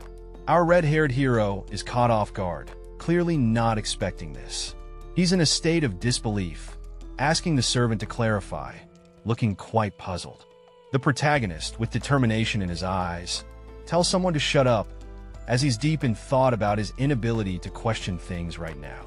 The scene shifts as our hero looks out towards the light, contemplating creating forces on the outside. It's a moment of reflection and planning. He's comforted by his knowledge of what's happening outside during this particular time, which gives him a strategic advantage. Our armored protagonist recalls a key moment in his past, when his family was ousted, leading him to travel around the kingdom, gaining valuable experience. Our story dives into a heated exchange as our red-haired soldier, clad in armor, faces a jittery civilian. "What are you doing here?" the soldier asks, eyes sharp and questioning. The civilian, clearly on edge, stammers about a runaway in the area, fear creeping in his voice. The soldier, now with a more commanding presence, stands over the civilian who's sprawled dramatically on the ground, overwhelmed by the situation. "What am I supposed to do if you just run away?" echoes the civilian's desperate plea, eyes wide with panic. Next, things get a bit too close for comfort. The civilian, in a flurry of motion, is yanked towards the soldier. Wait. He blurts out, clearly not ready for whatever's coming next. The tension is thick enough to cut with a knife, as the soldier reassures him, "Don't worry, no one will blame you." The civilian sits up, still looking unconvinced. His eyes dart around, seeking some form of reassurance in the soldier's words, but finding none. A dramatic turn of the head from our soldier, his eyes fixed on something beyond. The air is thick with suspense as the soldier's hair catches the light, framing his determined expression. Finally, the civilian's face is a mix of confusion and realization, a soft, escaping his lips as he processes the soldier's words. What's running through his mind? Only time will tell. In a dimly lit room, a menacing figure with fiery hair and glowing eyes sits at a table, surrounded by a crimson aura. The atmosphere is tense, as the figure seems to be gearing up for a confrontation. The scene zooms in on the fiery-haired figure, who addresses someone as "Dear Father" with a chilling intensity. The stakes are high, and emotions are running wild. The narrative takes a twist as a letter is shown, with the words from Logan. This revelation triggers a shout of "Logan," and the scene crackles with urgency and anger. The story pans to a castle setting, where a determined character, with slicked back hair, demands, "Come back, you mad man." The plot thickens as emotions boil over. In a land of serene beauty, an ominous figure reflects on the tranquility below, remembering how it was once disturbed by the notorious demon lord, Valtor. This dude was not just any villain. He was the ultimate chaos machine, causing mayhem wherever he went. But Valtor wasn't just about brute force. Nah, he had brains too. He cleverly manipulated different factions, getting everyone to do his dirty work. This guy was like the ultimate puppet master, pulling strings and causing chaos. The scene shifts to a gritty memory. Two shadowy figures, probably Valtor's henchmen, are seen dealing with Valtor's rise to power. They look like they've seen some stuff and are part of the reason why things went so south. Enter our hero, a battle-worn knight with a haunted look in his eyes. He's reflecting on those dark days when Valtor's reign was in full swing. Our knight barely made it out alive from those epic showdowns, but he's got the scars to prove it. The scene kicks off with our protagonist, sporting fiery red hair, contemplating the need for a ton of cash to break a never-ending cycle. And we're talking way more than just a measly 3 million. Our hero is wandering the streets, looking up at the towering buildings, deep in thought about his dire situation and the huge financial mountain he needs to climb. Strolling through a lively market, he's taken aback by the prices. Rings for 50 gold? This place is a whole mood. Southern fruits are on display, adding to the local flair. As he navigates the market, nostalgia hits him hard. The place reminds him of the distant and secluded McLean, stirring up memories as he observes the bustling scene. Determined, he reflects on his mission, piecing together clues about a person who grew up here. The locals spill the beans, saying this mysterious figure left something important behind. Meet the enigmatic Philip Claude, dubbed the Gold Bug. He's got that classic mysterious vibe, rocking a coat that screams power and style. In an aura of golden light, Philip speaks wisdom. No need to know it all or be a certain age. If you're driven, success is yours. Philip stands firm, his presence commanding. He's all about breaking the norms and making things happen, no matter the odds. Amidst the lively town backdrop, a figure with striking red hair and armor notices someone in the crowd, exclaiming, "That guy over there?" The scene shifts to a young man with gray hair, clearly distressed and muttering about being scared and wondering how he can move forward. An armored person watches over the troubled young man, commenting on his ruined face from being scammed, hinting that it's more than just a rumor. Feeling utterly defeated, the young man crouches on the ground, consumed by thoughts of giving up entirely. Suddenly, as if out of nowhere, someone approaches him with a polite ahem. "Excuse me." The stranger, now standing before him, asks, "Are you Philip Gotti?" With a curious look, Philip is approached by a mysterious guy with red hair, who asks if he can talk for a moment. Philip is puzzled and wonders who this man is. The mysterious figure walks alongside Philip, asking for a moment of his time. Philip is cautious, but intrigued. As the stranger's curiosity grows, Philip feels a strong emotion in Logan's eyes, an intensity that makes him question how this man knows him. In a sudden twist, the stranger's face is consumed by an overwhelming emotion, greed. His intentions become as clear as day. Philip is struck by a powerful realization. The stranger's greed is a force to be reckoned with, leaving Philip feeling both vulnerable and intrigued. Alright, so our story kicks off with this red-haired dude, looking all serious and armored up, demanding answers about some procedure taking 3 days. Meanwhile, our poor clerk is losing it, his eyes wide with panic. Things get weird when the clerk's imagination goes wild, picturing this terrifying monster looming over him. He's practically screaming, "Go away!" like he's in a horror movie. Cut to a scene where the clerk is panting, trying to catch his breath. The red-haired guy just stands there, speechless, wondering what on earth is going on. The clerk's desperation hits a peak as he pleads, "Please go away now." Sweat and fear all over his face. He's clearly not handling this well. Our red-haired hero is still confused, asking, "What did you see?" The clerk, eyes wide, blurts out, "A monster. Did something else come out of me?" Clearly, this day just keeps getting stranger for both of them. In a picturesque scene, someone questions, "In me, you mean?" and gets a straightforward yes. The guy with glasses thinks, so he's not here to receive money. Whoa, plot twist.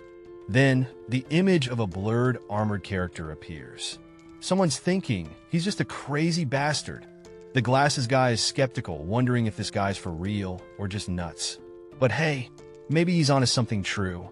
With suspicion in his eyes, the glasses guy asks, "How much are you planning on investing?" The armored dude confidently replies, "How much do you need?" Glasses guy is blown away as the armored dude promises, "He'll support you enough for you to repay your debts and make a comeback." Glasses guy's like, "Oh, really?" A close-up of the glasses guy's face shows his shocked expression. This revelation has hit him hard. As the scene unfolds, we see a mysterious figure with a sly smile, and there's dirt all over his armor. Someone's got some travel stories, but not the kind you want to hear at a party. Our suspicious character looks pretty stressed, sweat dripping down his face. This is not a spa day, that's for sure. Alright, so here we are with our bespectacled hero getting all up in this guy's face, pointing fingers and throwing some serious shade. He's like, "You picked the wrong dude, buddy." You can almost feel the tension crackling in the air. Our guy's sweating bullets, and he's not done yet. He's got more to say, and it's not sugar-coated. It's like he's saying, "You think you can mess with me? Think again." And bam! Out comes the truth bomb.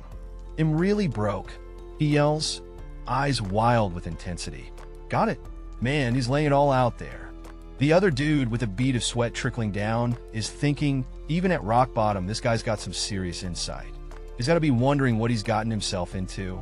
Now the tables have turned a bit. Our redhead's mulling over his next move, thinking, how do I handle him? He's caught in a dilemma, wrestling with the fact that our hero's got nothing to lose. And suddenly, it's like a light bulb goes off. "Ah!" he gasps, as if struck by a sudden realization. What's he gonna do next? The suspense is real.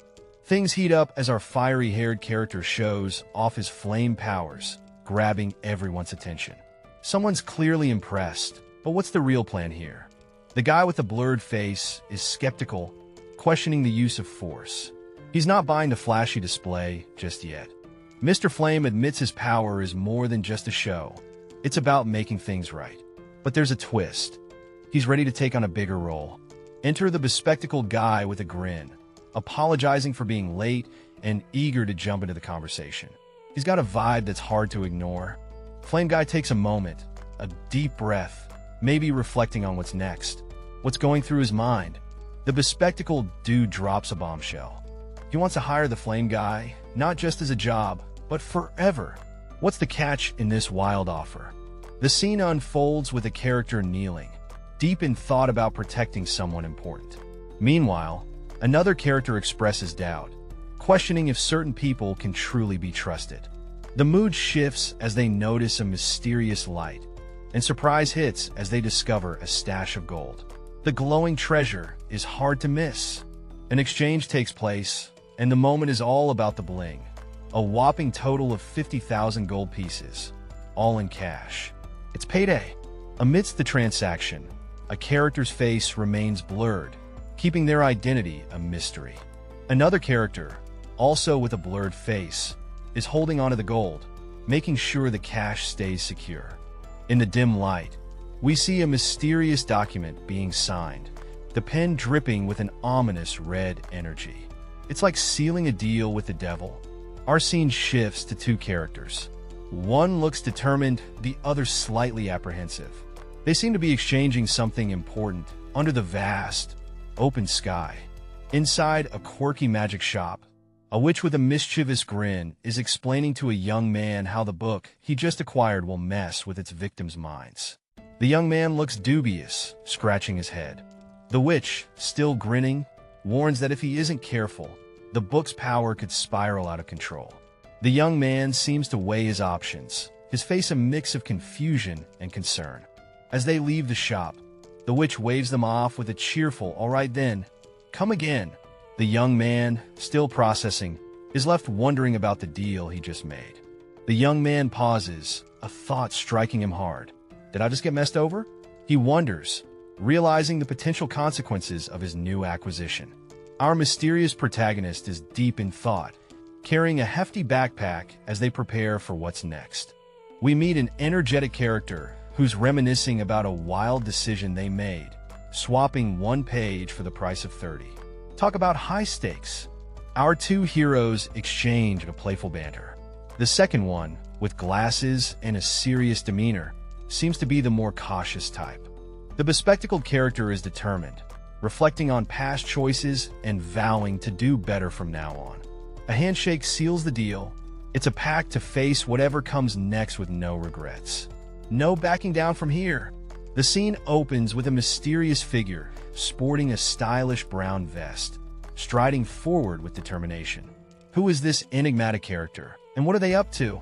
Enter a bold, armored character with a striking emblem on their chest, confidently declaring, "First, buy some monster meat." Clearly, they mean business, but what kind of business involves monster meat? The first character, now visibly startled, responds with a mix of disbelief and sarcasm. "Wow, you're a real psycho." "Pardon? Monster meat?"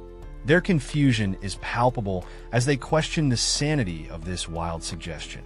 The scene unfolds with the revelation of a groundbreaking discovery. It's been found that you can make a monster bleed with a common ingredient. The crowd around seems to be buzzing with excitement and disbelief. As people digest the news, we zoom in on a couple of individuals gasping in shock, their expressions capturing the weight of this revelation. Whatever they've just learned has clearly shaken them. Meanwhile, the focus shifts to a mysterious figure in a hat. This character is holding a potion that's being hailed as the best Viagra. It's a product that's become famous across the continent, thanks to its impressive effects. Alright, so there's this shady business going on where some species has gone MIA from a research facility. Something about them being good for growth. Suspicious. As we delve deeper, a character with a blurred face hints they know more about the situation. Their words know way more than that. Make you wonder just how deep this rabbit hole goes.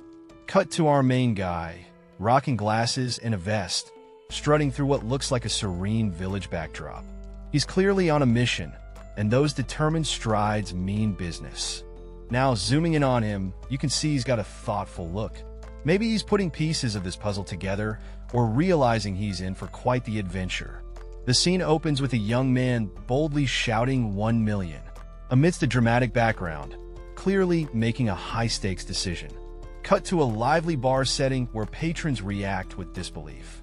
One friend exclaims, "Did you lose your mind?" Who spends 1 million on monster's meat. The young man seems unbothered, sipping his drink. His friend continues to express doubt, stating he's against the loan. The young man, however, remains unfazed, responding with a determined yes. Inside a cozy tavern, a mysterious figure questions 2 armored patrons about the mystifying Northern Canyon.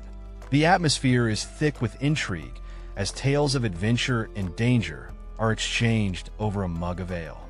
The red-haired armored character, looking thoughtful, adds his take on the rumors, revealing that strange phenomena might be lurking in the canyon. He casually sips his drink, pondering the mysteries that await. Alright, so we have this dude with glasses looking all serious, talking about someone's ambitious plan. He's like, yo, getting the unit price over 1 million bucks is a bit much, don't you think? He's hinting at some drama with the Mercenaries Guild. Then, bam, we got this red-haired guy, sipping on his drink, totally unfazed. He's like, yes, is there a problem? Clearly, he's got some swagger. Now, we zoom in on the table, and our red-haired friend clinks his mug down, saying, "You took the wrong turn."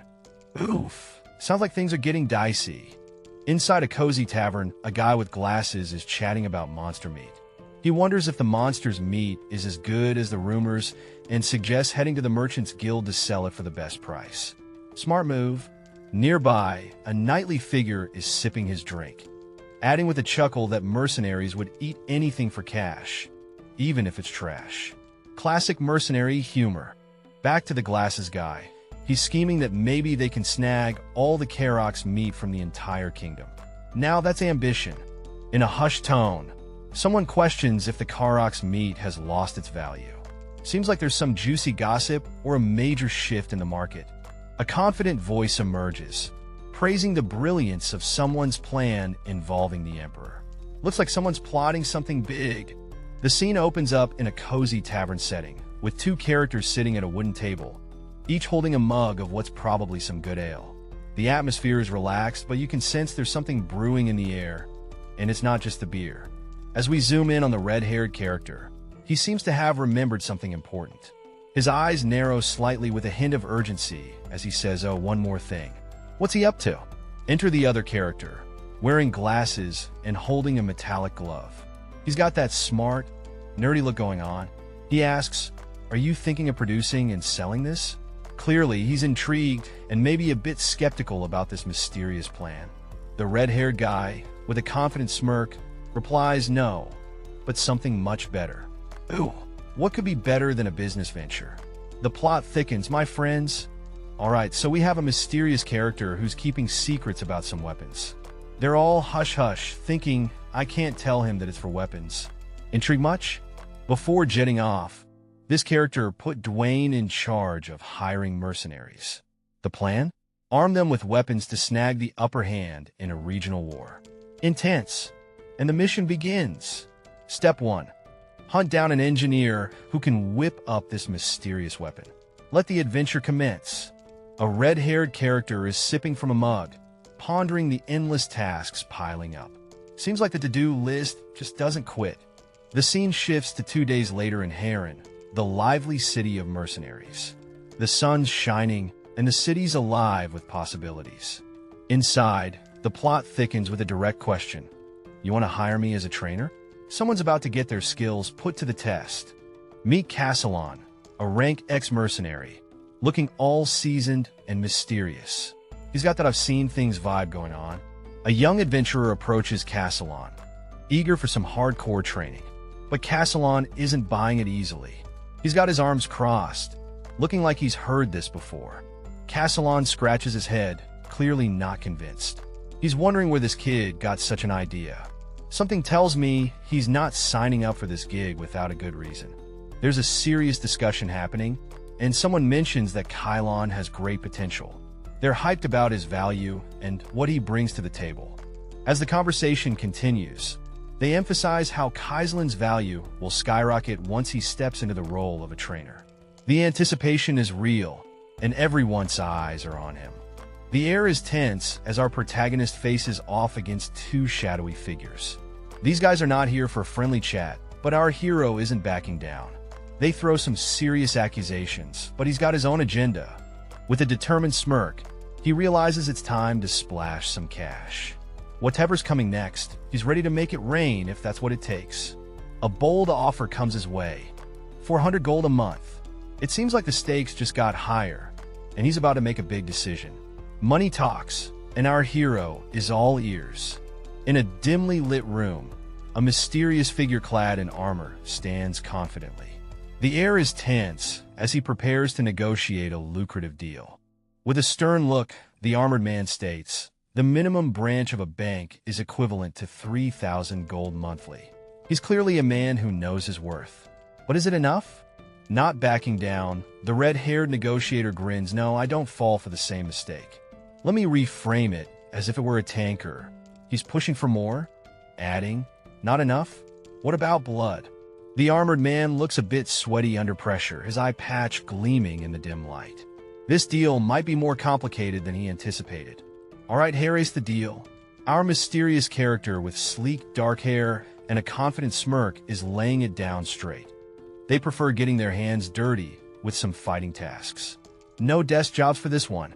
Our red-haired, armored friend seems to be in a bit of a pickle. They're feeling helpless, like there's nothing they can do. Not a great place to be, right? Then boom, things get intense real quick. A sharp-eyed character, probably not in the mood for small talk, throws out the number 7,000. What could this mean?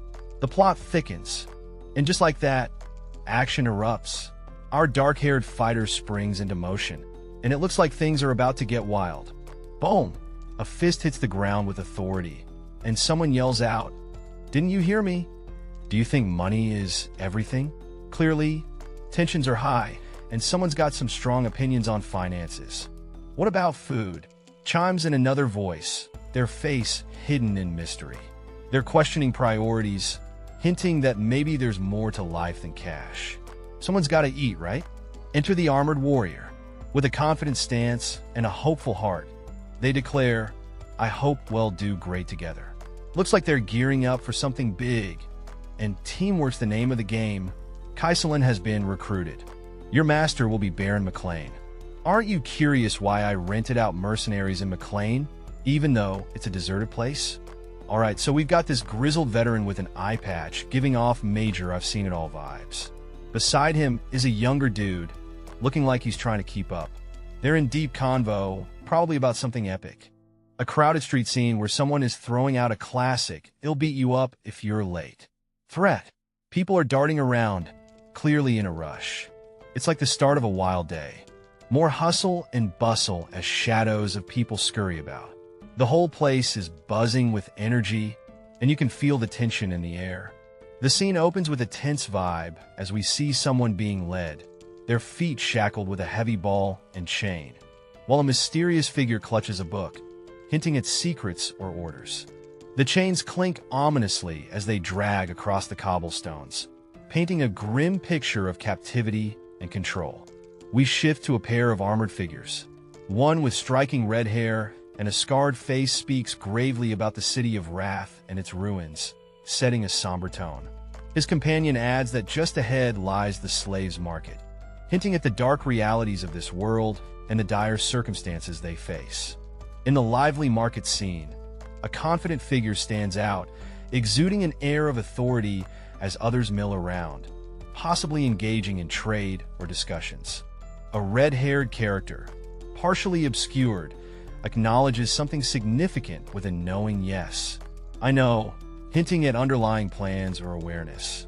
Two individuals are seen together, one of them contemplating a future transaction involving the purchase of a slave, suggesting deeper plots or plans at play. The sun casts long shadows as our blonde observer stands, taking in the scene before him. He seems deep in thought, while a red-haired companion approaches him with curiosity. The blonde man thinks the red-haired youth looks like a country boy, inviting him to come closer and take a look. There's a sense of mentoring or guidance here. Enter the scarred man, who throws in his 2 cents about the local market. Apparently, the slaves here are a bargain, which seems to amuse or perhaps annoy our blonde friend. Then, out of nowhere, the scarred man's eyes widen in shock. Something unexpected has caught his attention, leaving everyone in suspense. Zhang, we got a serious scene here. One guy is kneeling, looking all distressed, and he's wondering why Kong Soul is missing. It's a big mystery, folks. Cut to this red-haired dude with a smug look on his face. He's all like, it was easy. Clearly, he's the mastermind behind whatever's going down. You gotta admire the confidence. As the scene opens, we see a determined foot step forward, a signal that something important is about to go down. A bustling marketplace comes into view, filled with people, as one character muses about the commotion and suggests they've arrived. A conversation kicks off with a question directed at a young man, asking what brings him here. His unexpected reply? He's here to buy a dwarf. Our scene opens with a group of guards leading someone through a lively area, hinting at some serious business ahead. The guards talk about the rarity and special treatment of those involved. Next, we zoom in on a formidable red-haired dude, looking like he's the one calling the shots. His armor gleams, making it clear he's not to be messed with. Cut to a gloomy room where 2 elves are huddled together, their eyes filled with a mix of fear and despair. Clearly, they're not here by choice. Back to our red-haired boss, who remarks on how tough it was to track down these elusive elves. Seems like these captives are quite the catch. So, our scene kicks off with a mysterious figure, draped in a cloak with a bold emblem, asking the big question. Have you ever seen one of them? Intrigue levels rising, folks. The conversation takes a twist as another character chimes in. Speaking of which, I found him. Oh snap, things are getting spicy.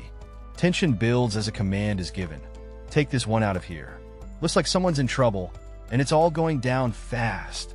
We then zoom in on a character with a grand mustache and a top knot, looking all wise and startled. What's he up to? The plot thickens. Hey, someone's asking if you're on a dwarf hunt. Intrigued? You should be. The camera pans down, revealing a bare foot shackled to the ground. Someone's definitely not going anywhere fast. Now, we see hands resting on a wooden plank. Whoever this is, they've been here a while.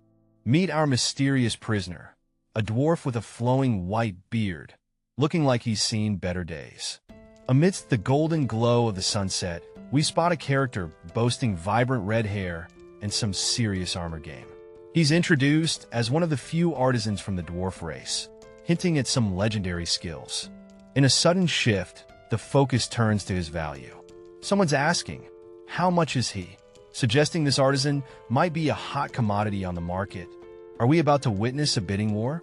The scene kicks off with a confident character, sporting striking red hair, telling someone, no need to worry. His expression is calm, but you can sense the tension in the air. A hand shoots up, flashing a peace sign, with the question, what do you think? It's like they're sealing a deal or making a point. Things take a dramatic turn as we zoom in on a character's intense expression. Eyes wide and filled with surprise. It's clear something big just happened. Under a tense red backdrop, a sharp-looking character asks, do I look this stupid? The atmosphere is thick with confrontation as another character, whose face we can't fully see, responds with a puzzled expression. The scene shifts to a close-up of intense eyes and a mysterious statement, so gold will be enough, leaving us wondering about the hidden motives at play. Alright, so we've got a scene buzzing with excitement as someone just made a cool 150,000 in a flash. The crowd is in awe, and it seems like things are heating up. The red-haired dude, looking all businesslike, gets a side comment from an elderly character who's clearly not impressed. You humans are really awful, says the older man, but our red-haired friend just smirks. Shoo, this is the basics of business. Now the older man, still puzzled, asks the million-dollar question, where are you taking me? Clearly, there's more brewing beneath the surface. Standing tall and authoritative, a knightly figure orders the dwarf beside him to follow his commands. The backdrop reveals an ornate building, hinting at a place of importance or power. The dwarf, sporting a grand beard and a top knot, responds thoughtfully. He reflects on the nature of dwarves, renowned for their craftsmanship, not for being subjugated.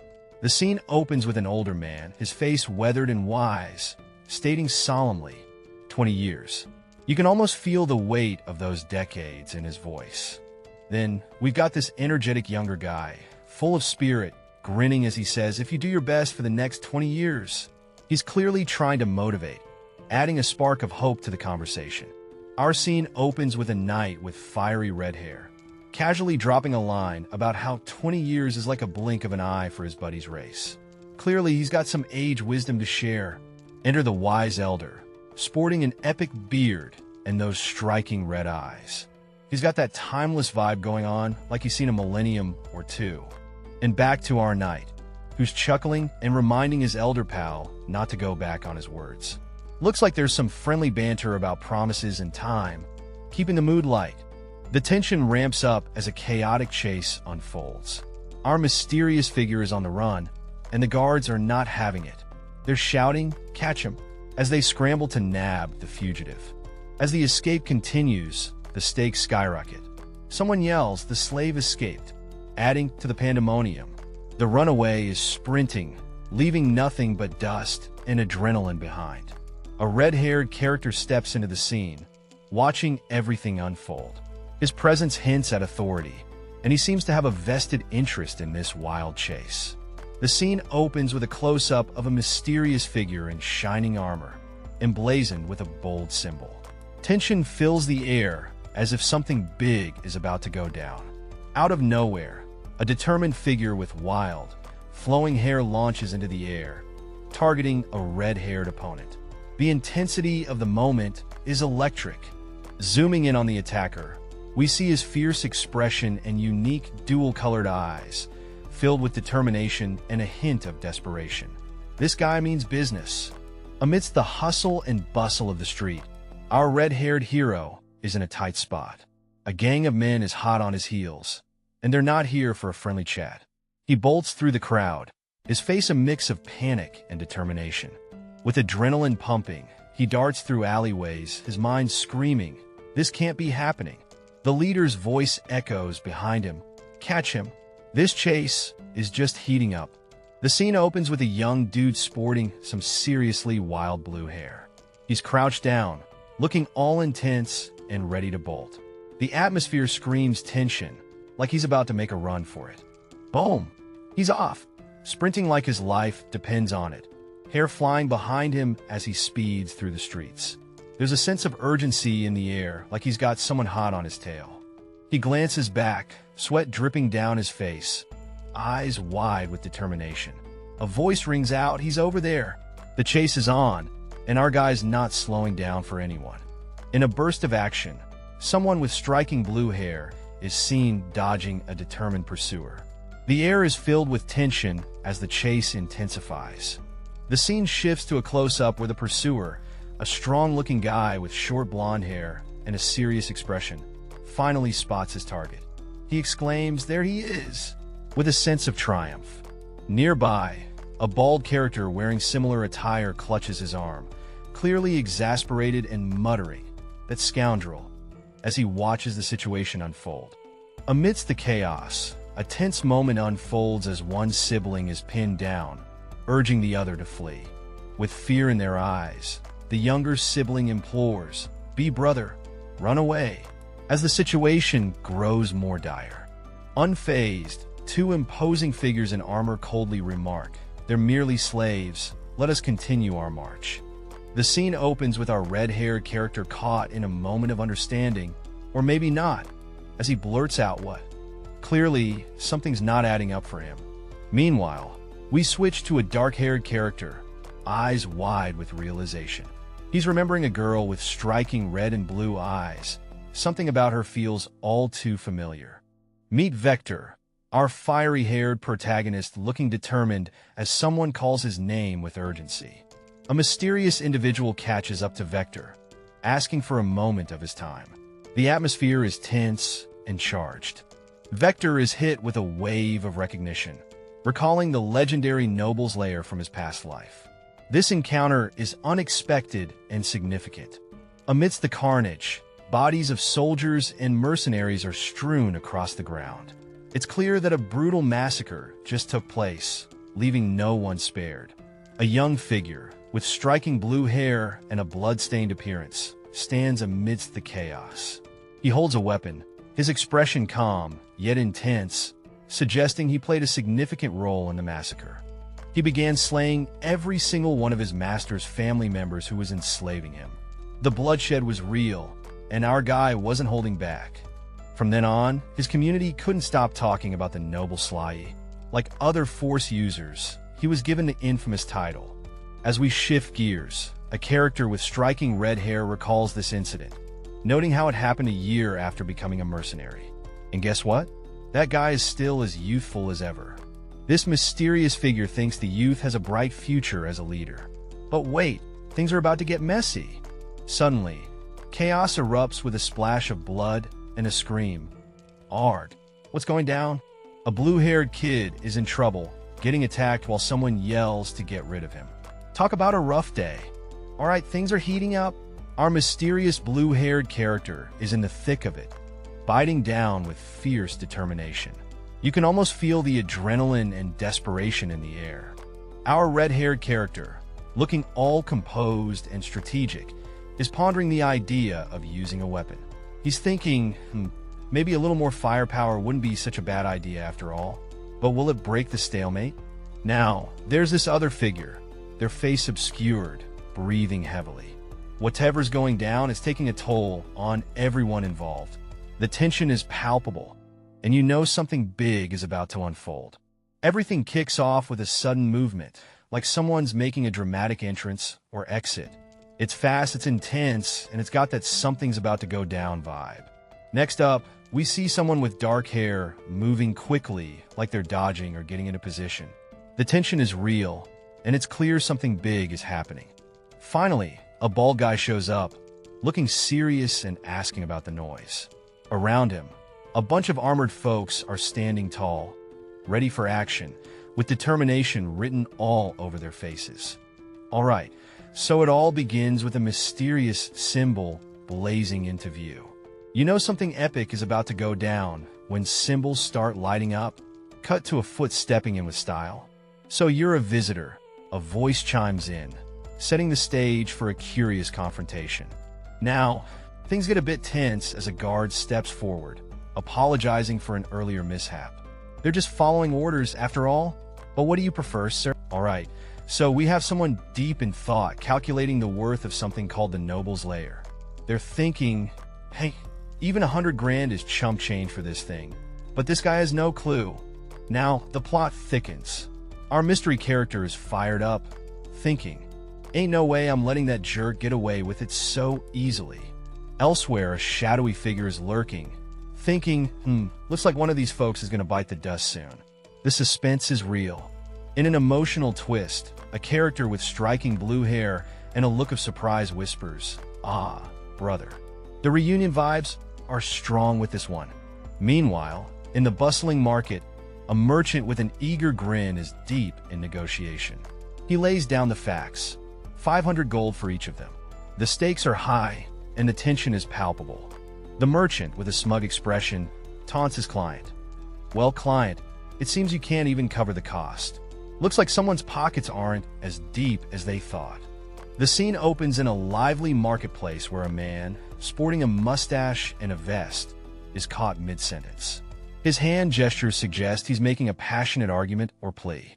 Cut to another character, eyes sharp and unwavering. Clutching a book, he fires back with a pointed question, challenging the other man's knowledge about something crucial. A dramatic shift occurs, centering on a blurred face. The atmosphere is thick with intensity, hinting at a revelation or confrontation. The focus drops to the ground, where a booted foot steps forward. The move is decisive, signaling a potential shift in the unfolding drama. In a sunlit room, we find a man with a stern expression and a thick mustache. He's clearly lost in thought, eyebrows furrowed as if the weight of the world is on his shoulders. Nearby, a character with short, silver hair and a pensive look softly murmurs, The tension is real, and you can feel the gears turning in their heads. Amidst a bustling scene, a character is taken aback as they recognize their brother, who they never expected to see. The air is thick with emotion as the sibling connection is rekindled. Things get intriguing as another character with striking red hair comments on something truly astonishing. It seems like a discovery or event has captured their attention.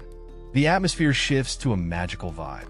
The red-haired character reflects internally, noting a peculiar force within their hand, glowing with an intense aura. Something mystical is definitely afoot. This will be much better than the holy magic most low-level priests possess. Someone's gearing up to unleash some serious magic, way beyond the usual priestly tricks. The flames are intense, and it seems like we're in for a major power move. But wait, there's a twist. Our mysterious magic wielder is caught off guard. They sense something unexpected and are like, oh, looks like someone else is in the mix. How can a girl of such a young age sense my power? Even Kanglan didn't notice it. This young girl's got some mad skills if she can pick up on that magic. Our magic wielder is seriously puzzled, and honestly, a bit impressed. As the sun sets, casting a dramatic hue, our armored hero stands puzzled, questioning his sanity with a smirk. I must be just hallucinating. Maybe it's the heat, or just a wild daydream. In a sudden twist, another character is caught off guard, eyes wide and adrenaline pumping. What just happened? The tension rises as the surprise takes hold. The blue-haired warrior leaps forward with a fierce battle cry die, aiming a powerful attack at the red-haired opponent, who's unfazed by the sudden aggression. In a swift motion, the red-haired character raises a hand, effortlessly blocking the incoming assault with a calm, yet intense gaze. With the tables turned, the red-haired fighter launches a counterattack, demonstrating remarkable power and speed, leaving the blue-haired fighter at a disadvantage. Our young hero is throwing a punch with all he's got, determination written all over his face. It's a classic underdog moment, folks. Things heat up as he's caught off guard, eyes wide with shock, and his opponent isn't holding back, taunting him with a mocking question. The tension rises as we see another figure, possibly someone dear to him, shout out in alarm. It's chaos, and things are about to get real. With urgency in his eyes, he yells out for someone to run away. It's clear things are getting dangerous, and he wants to protect them at all costs. In the heart of a showdown, our hero stands face to face with a towering, menacing figure. The air is thick with tension, and it looks like things are about to get real intense. The smaller character is shown sweating bullets, eyes wide in realization. The big guy's voice booms, offering some sage advice. Having a fighting spirit is great, but picking the right fight? That's the real challenge. The red-haired character issues a grave warning, hinting at a dangerous game. He tells the other person, I hope there will be no hard feelings, Victor.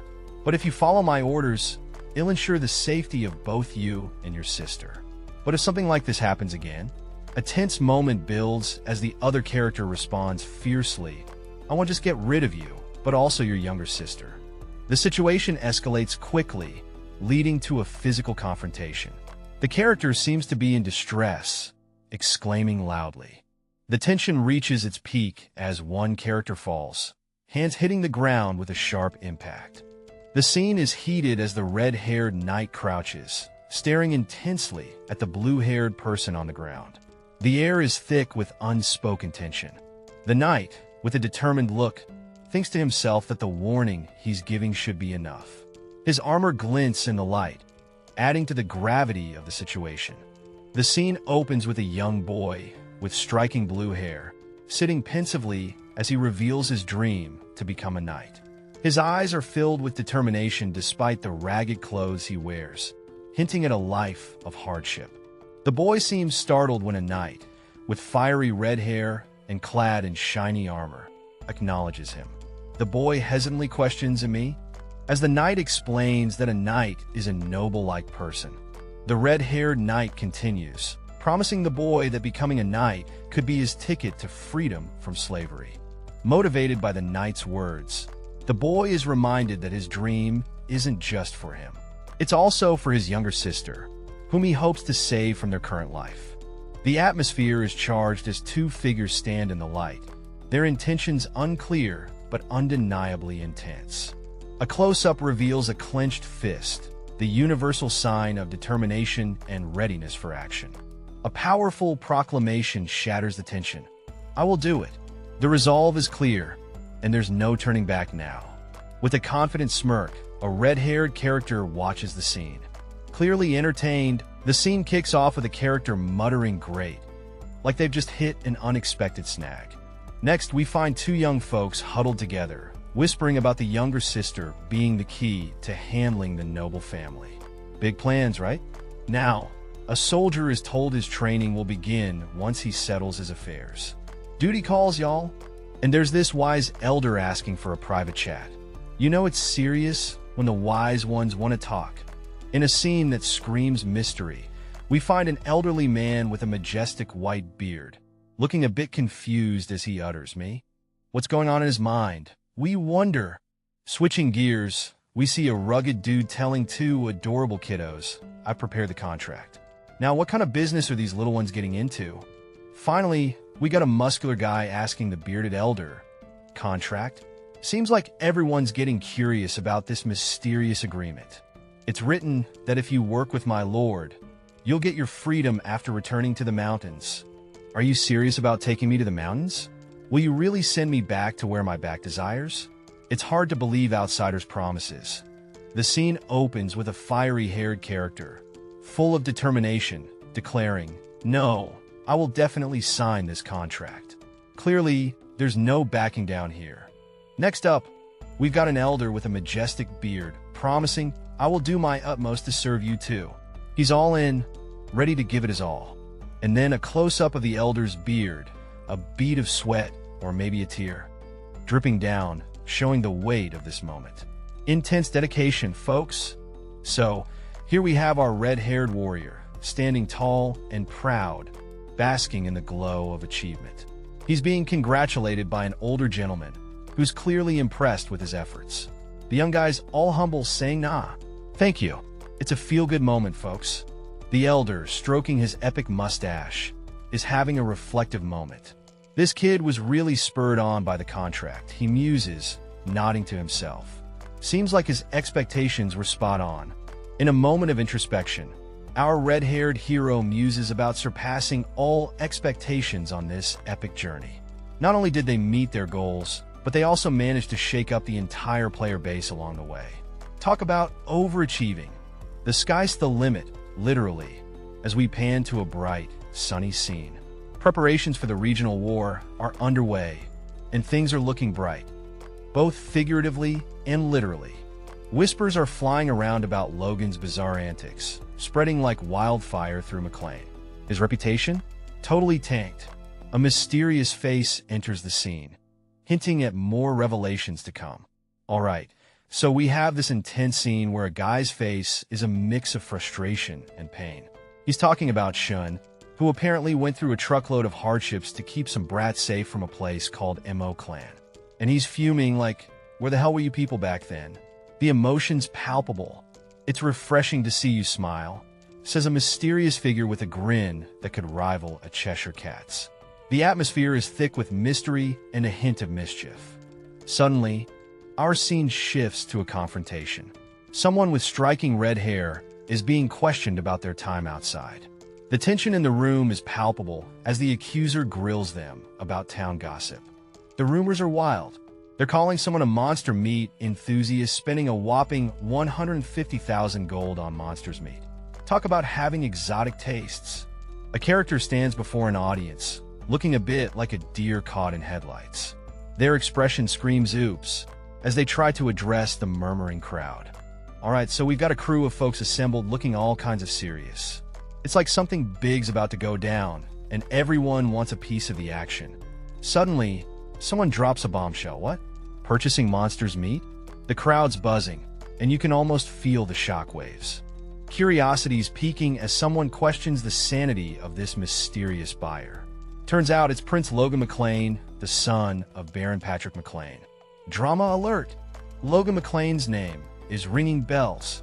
One guy even chimes in, "Oh, you mean Logan who broke off his arranged marriage lately?" This dude's making headlines for sure. The scene opens with an intense confrontation. One guy's finger is pointing aggressively as he accuses someone of conning money from his fiancée. Drama alert! Cut to a character with gray hair and glasses, pondering over someone else's bad reputation. He's thinking, "I thought he was just some regular loser, but this is gold." Zoom in on those determined eyes. Our gray-haired schemer is told not to miss this golden opportunity. Seems like 1 gold per kilo is the magic number in this shady deal. The atmosphere is tense as 2 mysterious figures stand side by side, their expressions hidden but clearly engaged in some important or intense conversation. The background is a deep purple, adding to the suspense of the moment. The scene shifts dramatically as a confident character steps up, exuding an aura of power. With a hand raised, they ask a challenging question: "Do you want money?" Their expression is fierce, and it's clear they mean business. The air is charged with energy, and the stakes seem high. With Rick's proclamation, the masses, not only of merchants, start collecting monster meat, but also rumors of chaos spread to estates near Cali. A character laughs, praising Philip for doing a great job. There's a doubt, though. Is this the right time to laugh? In a dimly lit room, a group stands awkwardly while someone mentions complaints overheard during their visit. Tension fills the air as everyone tries to keep their cool. Who knew overhearing could be this intense?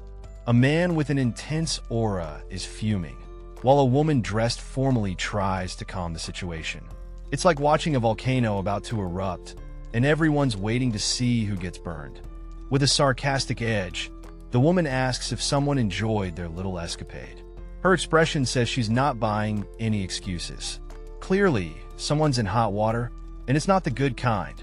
The scene opens with a mysterious woman standing with poise, her hands gracefully clasped together.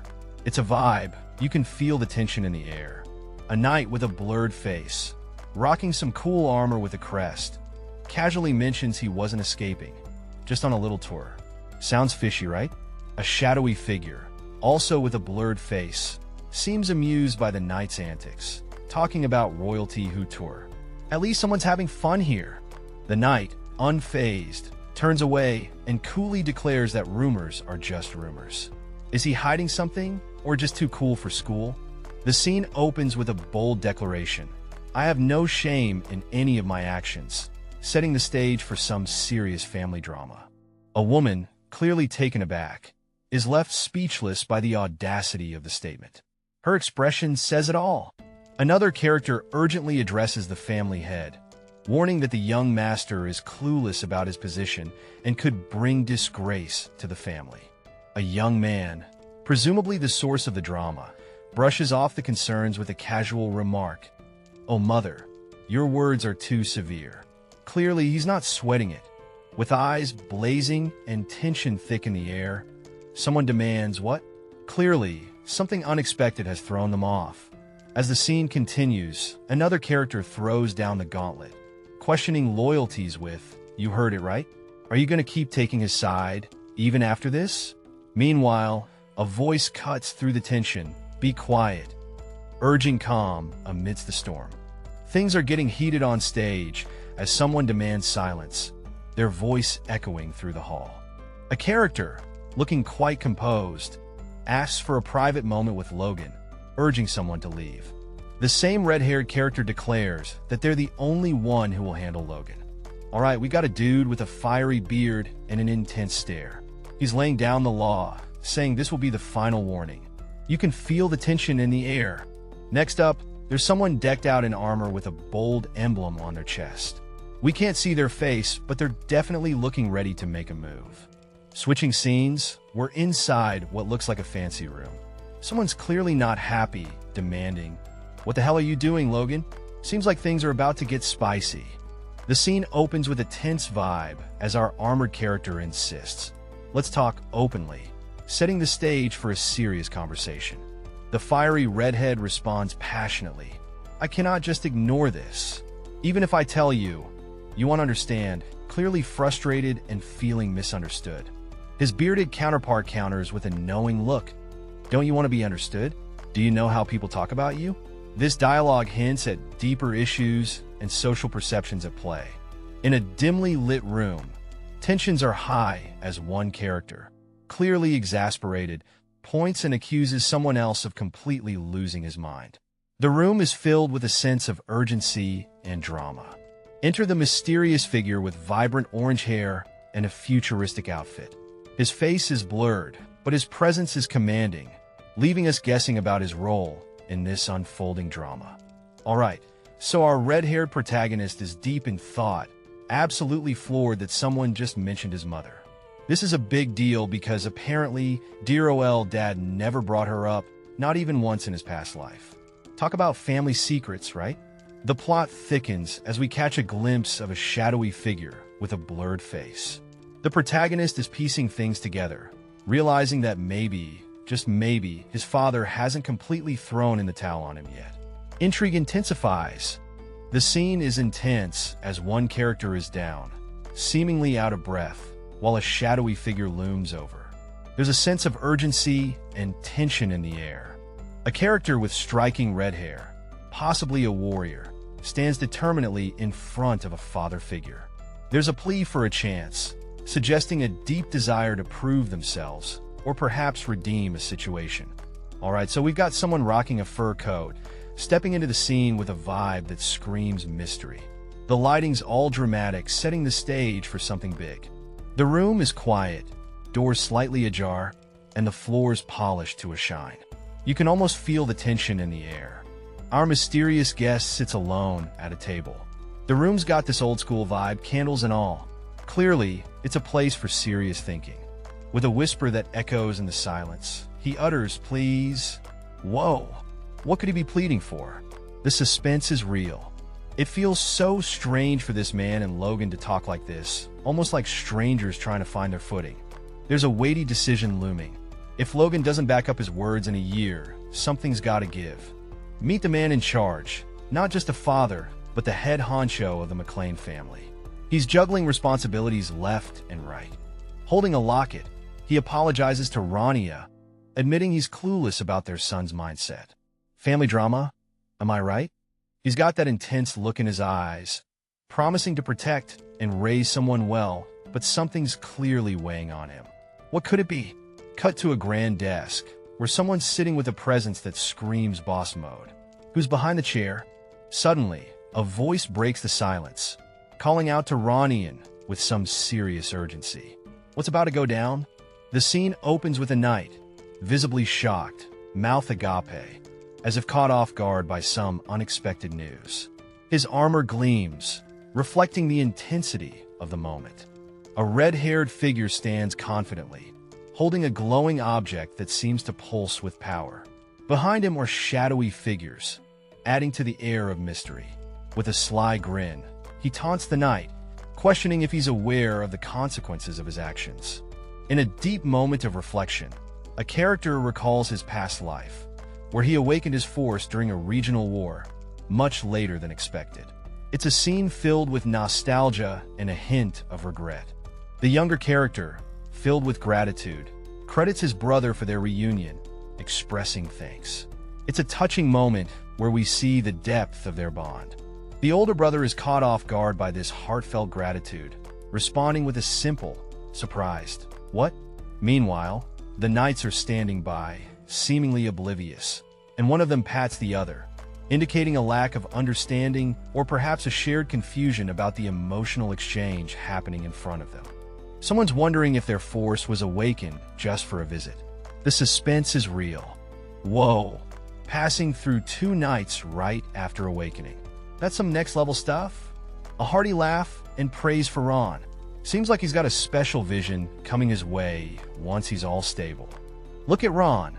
All smiles and sunshine. That's the face of accomplishment, folks.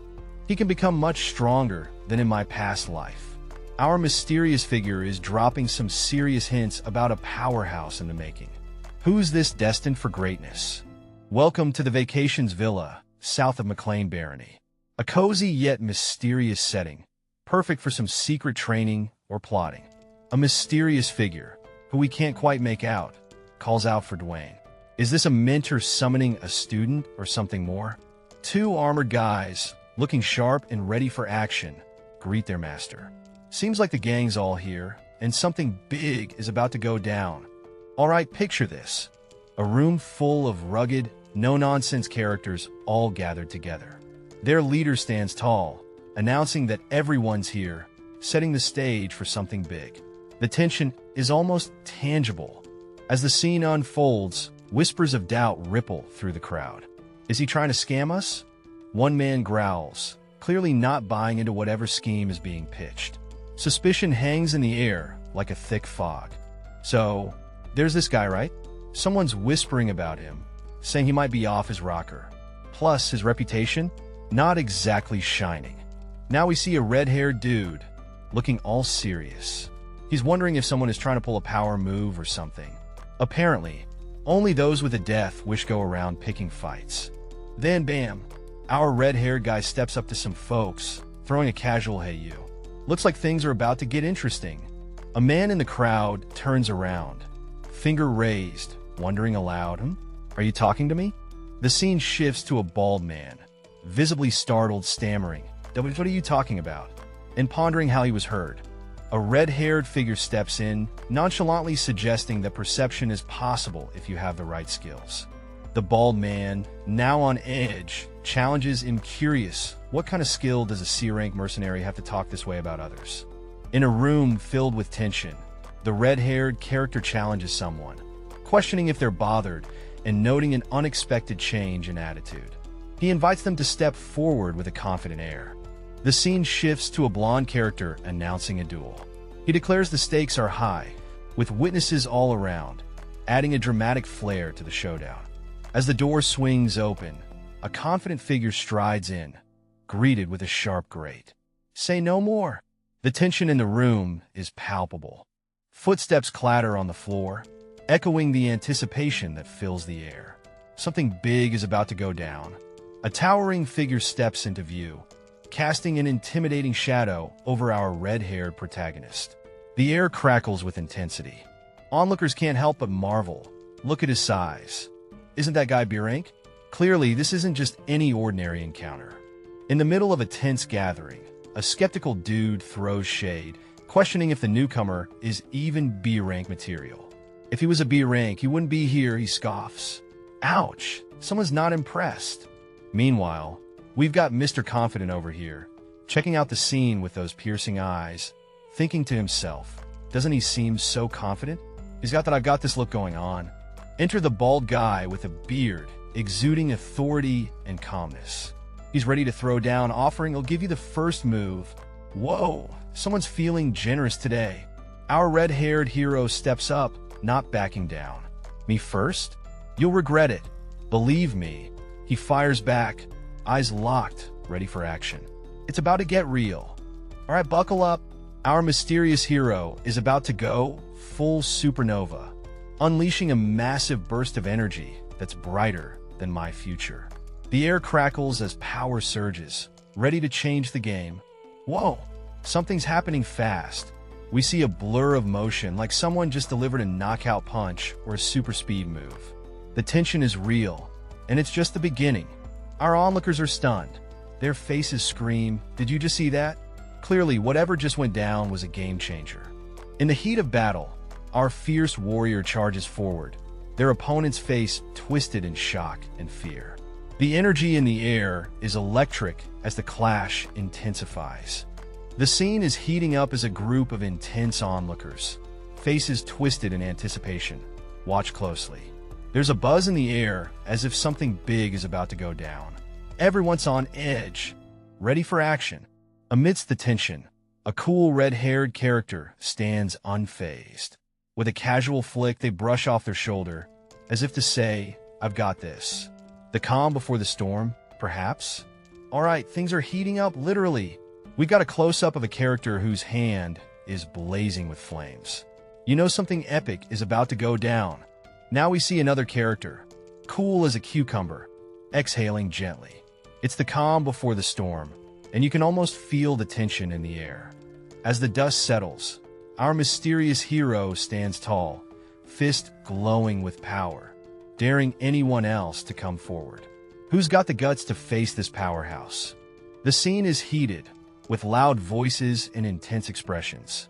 A man with an eye patch is clearly not having a good day, surrounded by a crew that looks just as riled up. Whatever's going down, it's serious business. Suddenly, we're on a rooftop where the action escalates.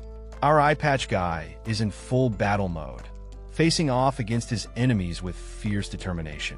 It's a wild showdown. Enter the red-haired hero. With a swift move, he brushes off an attack, flames dancing at his fingertips. He's calm, collected, and clearly ready to take on whatever comes his way. With a blazing aura and a confident stance, this fiery dude throws down the gauntlet, asking if anyone else wants to run their mouth. Talk about a mic drop moment. Cut to the crowd, where disbelief is the mood of the day. Crazy. How is this possible? One spectator wonders, as they all try to wrap their heads around the fiery spectacle. A closer look at two onlookers, both wearing expressions of shock. Their attention is fixed, and the tension in the air is palpable. One of the spectators, deep in thought, acknowledges the fiery character's talents. I thought he was extraordinary, but not to this extent, they muse, clearly impressed. Our mysterious red-haired character casually notes, it seems like they're gone now. Who's gone? We don't know yet, but this guy sure seems relieved. Enter Logan, the man of the hour. He's the mastermind who brought this group together. Wonder what he has up his sleeve? Close up on our red-haired friend, and it looks like things are getting serious. Logan's got a plan, and it's a bold one. He's ready to turn this crew into crossbow cavalry. You can almost see the sparkle in his eyes. Whoa, hold up. Two other characters seem totally taken aback by Logan's announcement. What could be going through their minds? Amidst a bustling scene, we dive into a lively debate about crossbows. One character scoffs at the idea of using them on horseback, arguing that reloading would be a nightmare. A white-haired figure, known as Lord Logan, agrees that crossbows aren't ideal for cavalry, acknowledging the limitations with a knowing nod. As the conversation continues, we get a breakdown on crossbows, taking a skilled person over a minute to reload. It's no wonder they raise eyebrows. Despite the critique, Lord Logan stands firm. Even if others think he's just spending money on a hobby, he's got confidence to back up his choices. All right, we've got our red-haired warrior laying down the law on training. Train them thoroughly, he says with a smirk that screams, trust me, you'll get it later. The mysterious companion stands silently, pondering the wisdom just dropped. The vibe is all deep stuff. Our red-haired friend confirms the plan with a confident understood. He's got this. Fast forward a few days, and someone's holding a mysterious piece of paper. What's written on it? The plot thickens. Back to our redhead, who's chilling at a desk, tallying up the results. Out of 360 recruits, 312 made the cut. His inner monologue? Nice, that's some solid progress. In a dimly lit room, our red-haired friend clutches a piece of paper, murmuring master, like he's about to drop some serious knowledge. The scene shifts to an elderly, muscular man holding the paper with a skeptical look, asking, what is this?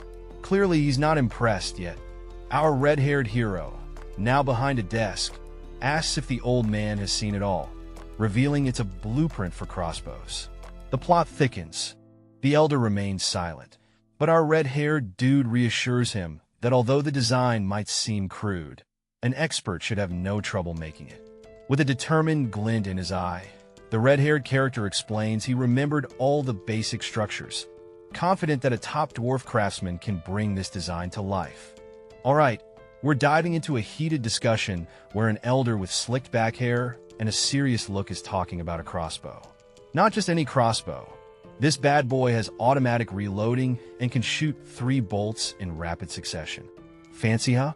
The elder, clearly not impressed, asks who came up with such an absurd idea. Enter our young inventor behind the counter, owning up to his brainchild. The elder's face is a mix of disbelief and, dare I say, a little respect. There's a moment of silence as both lock eyes, with the elder pondering over the concept, seemingly deep in thought. Suddenly, the elder has a change of heart. On second thought, he finds the idea quite ingenious. Maybe this young inventor is onto something after all. But hold up, the elder isn't done yet. He raises a technical challenge. Adding such a mechanism might cause the crossbow to break. Plus, a wooden box on the back could be inconvenient. He's curious about how these hurdles will be tackled. Alright, so we've got our fiery redhead throwing some sass and saying, "How should I know?" Classic. It's like, that's your problem, buddy. Boom! We're hit with an explosive action shot. Things are heating up, literally. Then someone tries to cool things down. Just kidding. Don't get mad, listen. Trying to smooth over the chaos? Our red-haired strategist is back, talking about resizing some cartridge for a one-time gig. Sounds like a plan is brewing. Enter the wise old sage with a killer beard, suggesting to call it a magazine. Keeping it practical, I see. The wise one is now in shock. That's impossible. Shooting 2 bolts a minute? That's some next-level archery madness. A sharp-looking dude with red hair is talking about a weapon from the future. Yeah, you heard it right, future tech. The ingredients? Just a cartridge, a spring, some glue, and a dash of bowstring magic. Easy peasy, right? Enter the old craftsman with a grand mustache, inspecting the plans. He's all in, ready to give this futuristic gizmo a shot. Redhead wonders how long this build is going to take. Time is ticking, folks. It's a human invention, all right. But wait, the craftsman is curious. Who made this thing? The mystery deepens. You don't need to know. If you think it's impossible, give up. Well then, all right, I accept. 1 month. It'll create something far superior within that time. Just watch what happens when you challenge a dwarf's pride. A serene scene outside, setting the stage for action. Swift feet pound the ground, racing towards an unknown destination. The young man is huffing and puffing, clearly in the middle of an intense run. He's pushing his limits, trying to catch his breath. The mentor figure, with a blurred face, yells out some encouragement. Your legs are slowing down again. You can do more. Keep running. It's like a boot camp out here. Despite the fatigue, the young man keeps running, determination written all over his face. He's not giving up anytime soon. In the background, the mentor stands with arms crossed, observing the young man's progress while another character watches quietly. The mentor reflects, though we've been feeding and resting him since his arrival. Seems like they're nurturing some serious potential here. The observer is amazed to think he's changed this much just from eating well. Clearly, this transformation is impressive. A figure is sprinting with fierce determination, feet hitting the ground like a storm brewing. A voice cuts through the tension, shouting rest, as a young boy with striking blue hair halts in his tracks. A girl dashes towards the boy, her voice filled with worry as she calls out, "Brother." A red-haired man watches, his thoughts racing about the boy's impressive talents and resilience. His inner monologue reveals admiration for the boy's persistence and endurance, rendering his previous concerns moot. The brother and sister share a tender moment, sitting together as she offers him comfort and care. The protagonist is deep in thought, reflecting on the mysterious young slave. Could his past life be the key to unraveling this enigma? A scene unfolds with 2 blue-haired individuals, their conversation shrouded in mystery as they share a moment. A red-haired figure steps onto the scene, exuding authority and perhaps ready to impart some wisdom or orders. Training time. A no-nonsense instructor tells the young student to get up. It's time for the next round. Time to learn the Guardian Roar's swordsmanship. The instructor emphasizes its importance for every knight in the land. All right, listen up. Our instructor here, rocking a snazzy red vest and an aura of authority, is all about showing us how it's done.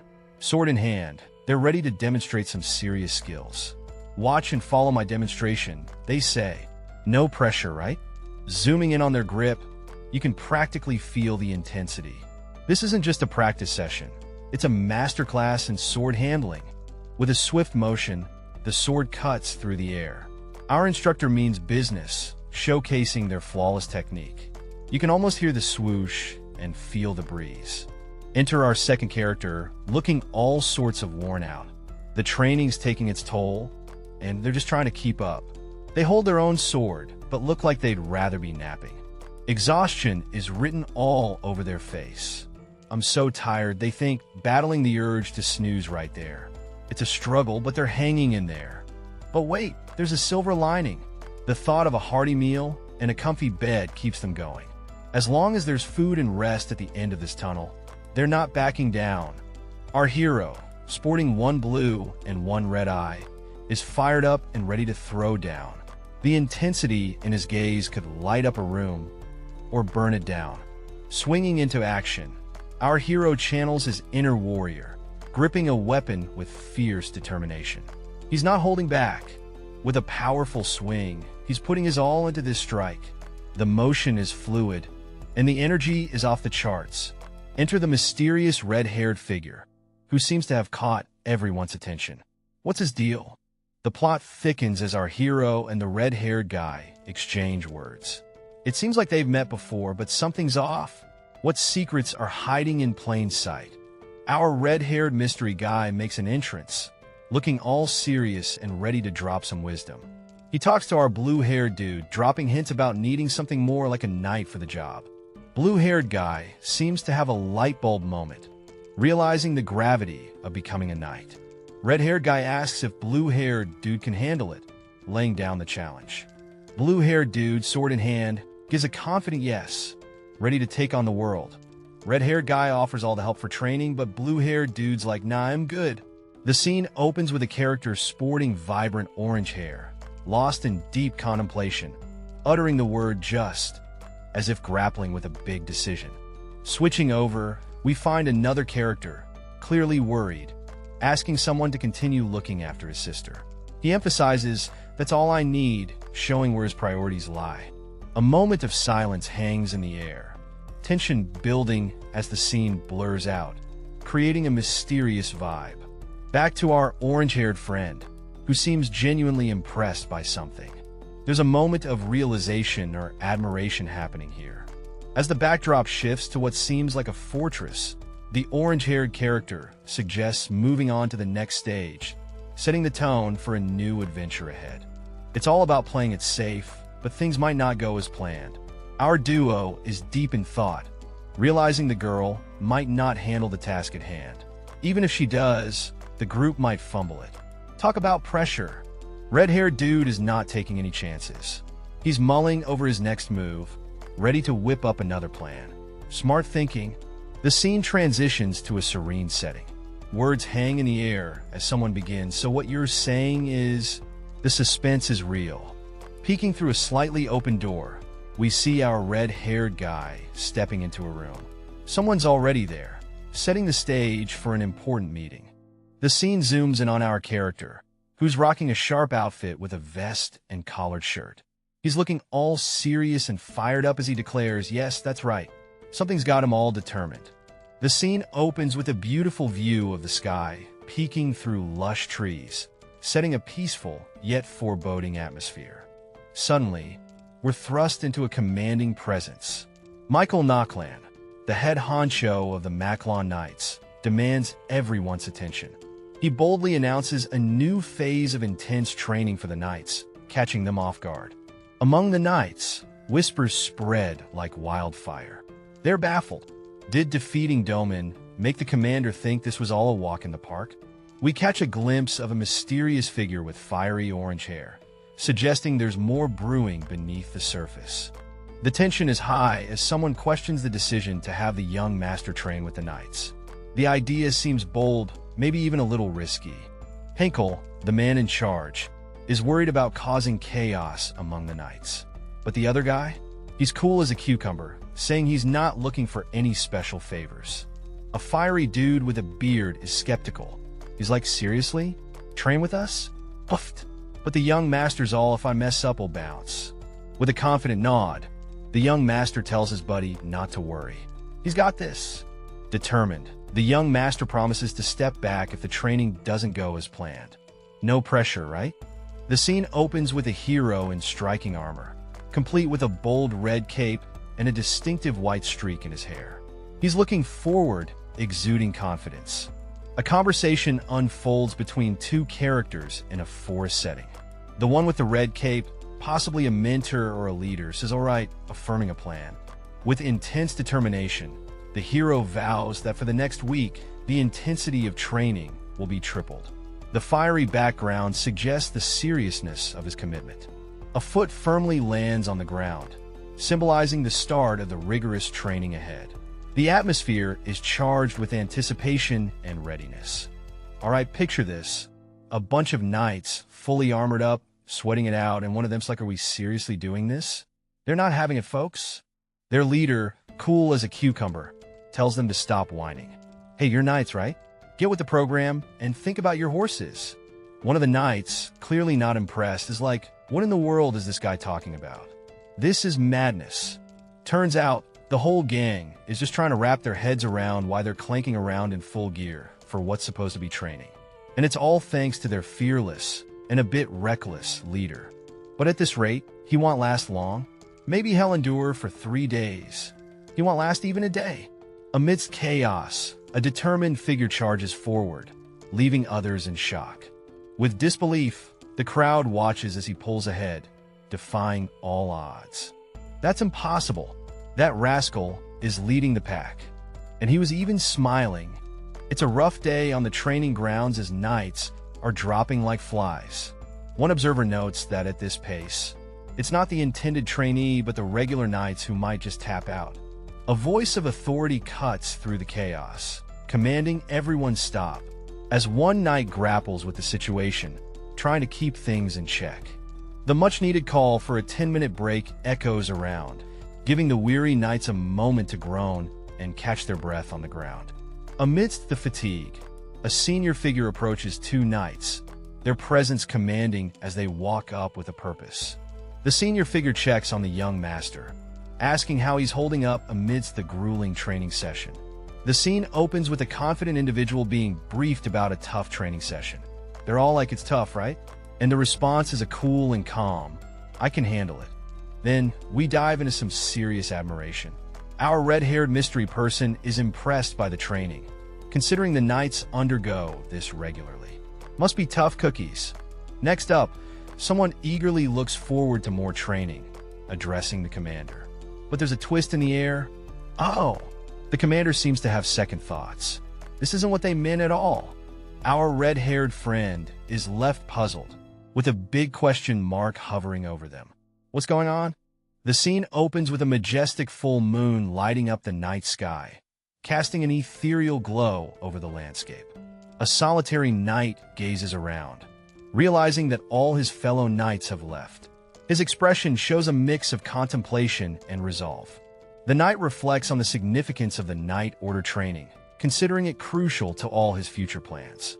He muses that if everything goes as expected, the Knight Order would be in for quite the ride. As he stands there, a fiery energy surrounds him, symbolizing his determination and the helpfulness of the Knight Order training. The fiery aura hints at his readiness for the challenges ahead. It's definitely effective. Our hero is pumped, testing out his new power with a confident grin. With flames dancing around his hand, he marvels at his force core's growth, feeling hardly any fatigue. Standing tall in the forest, his fiery grip on the sword signals that he's ready for action. Eyes closed, concentrating, he lets the power flow through him, a swirling force of energy. Despite being just a one-star force core, the power it packs is no joke. Significant indeed. Meet our hopeful hero, staring into flames with determination in his eyes. He dreams big, thinking that if he reaches 2 stars, he could match his dad's legendary strength. But hold up, what's this burning desire really leading to? Suddenly, he's jolted awake, sweating bullets. The dream, or maybe nightmare, leaves him rattled. Reality hits hard, and he's left pondering what just happened. The scene shifts to a cozy, sunlit room, filled with a calming ambience. But don't get too comfy. Things are about to get wild. Enter the crossbows, one after another, each met with a resounding rejected.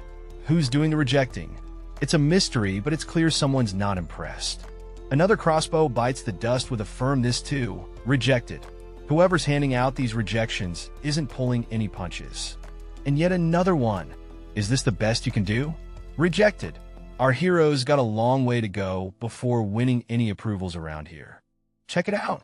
Our red-haired friend is throwing shade at this weapon, claiming it's only good for one shot. He's definitely not impressed and questions the supposed cutting-edge design. The elder craftsman, with his epic beard game, seems to be having a moment of realization or maybe regret. What's this intriguing twist? Oops. The red-haired character quickly backtracks, realizing they might have been a bit too harsh. A hasty apology is in order. The elder craftsman jumps in with a solid point. Even if you're the boss, you shouldn't mess with the craftsman's pride. Words of wisdom, indeed. With a stern expression, the elder craftsman lays it down. If this is the best effort, he's got nothing more to say. It's a mic drop moment. The young man clutches his head in frustration, realizing he fell short of expectations. I never imagined that after several weeks, this would be all you could produce, he laments, blaming himself. The older man, with a fierce glare and a white beard, declares his misjudgment. I misjudged you. I got it wrong, he exclaims, regretting the money spent on what he sees as a failure. The young man, determined to redeem himself, asserts 1 month. He'll remake it and come back within a month. But the older man sits, silent and imposing, as if contemplating the weight of his disappointment. With a dramatic gesture, the older man breaks the object of failure in his hands, adding a finality to the scene. The tension crackles like the splintering wood. So, we've got this red-haired dude watching an older guy going all out, starting from scratch. He's like, wow, this guy's so mad, he's rebooting the whole thing. Our red-haired friend is getting a bit schemy, thinking if the old guy gets pushed more, something epic might happen. Boom! A month flies by, and we're left staring at some mysterious footsteps. What's cooking? And bam! The elderly man is back in action, flinging a wooden block like he's got something to prove. That block isn't just flying, it's slicing through the air with some serious intent. What's the old man up to? High up in the sky, 2 figures launch arrows with pinpoint accuracy, cutting through the air like they own the place. The target? Nailed it, right in the bullseye. A wooden target stands tall, and bam, the arrow hits the bullseye with the precision of a seasoned pro. Talk about hitting the mark. Back on solid ground, one character asks the other, "How is it?" The second character, crouched down, replies that it shoots fewer projectiles than he's used to, but is super easy to handle and reload. The red-haired character is blown away, exclaiming how unbelievable it is that it takes less than 5 seconds to reload and fire. Speedy Gonzalez would be proud. Reflecting, the character thinks about how this weapon, although smaller and with less range than what he's used to from his past life, is perfect for cavalry. Sometimes less is more. The scene opens with our stylish red-haired protagonist soaking in the praise from an elder with a white beard and sharp eyes. The old master is utterly impressed, declaring the young man's performance as outstanding. It's not every day you get that kind of compliment, right? Next, we find out there's still time before the domain war, yet the young man has already achieved remarkable results. Talk about being ahead of the game. Then, our master, a bit exasperated, checks if his words are even reaching the young man's ears. The old man's face, with its fierce eyebrows and pointed ears, shows he's not one to be ignored. Finally, the young man reassures the master with a hearty, "Well done," and a supportive hug, showing that he truly values the master's guidance. There's a sense of camaraderie and respect between them. In the bustling heart of the dwarven realm, Hamar stands tall. Well, as tall as a dwarf can. With a confident grin, he declares, "Long live the dwarves," but quickly shifts to no, "Long live Hamar." Clearly, this guy's got a sense of humor. He's not just any dwarf, he's the dwarf. Then someone calls out Hamar, and the scene shifts. Who could be looking for our hero? Hamar, with his sharp eyes and bushy brows, responds, "Yes, why are you calling me?" He's all ears for what comes next. A shadowy figure asks, "Can you make 400 of these in 2 months?" The stakes just got higher. and Hamar's got some big decisions to make. The scene kicks off with a crossbow bolt slicing through the air with a satisfying thunk as it hits its target. The power behind this shot is no joke. Our view shifts to a couple of folks in awe, watching the bolt fly across the landscape. They're clearly impressed by this beast of a crossbow.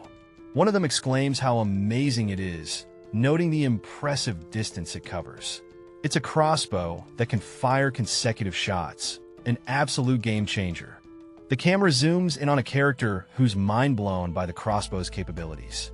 A muzzle-loading crossbow with such power and speed is something to behold. Imaginations run wild as another character ponders the impact of an army wielding these crossbows. Just the thought of it sends shivers down their spine. Finally, one character praises the creator of this marvel, realizing this must be what they meant by crossbow cavalry. They're truly amazed.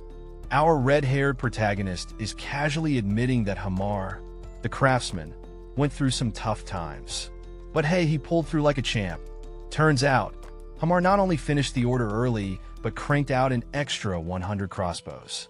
Talk about overachieving. This guy's on another level. With a cheeky smile, the red-haired guy is already plotting to put those crossbows to good use. This dwarf's skills are clearly top tier. Now, he's deep in thought, pondering about sharing this success with the higher-ups.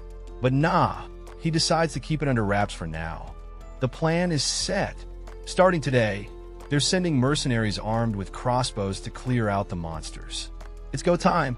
With a confident smirk, he questions if anyone thinks this plan is impossible. Spoiler, he doesn't. The other character seems to be contemplating the plan, maybe a bit surprised. Finally, we see arrows hitting a tree with precision. Our contemplative friend thinks, it might be possible. Looks like the plan's got potential.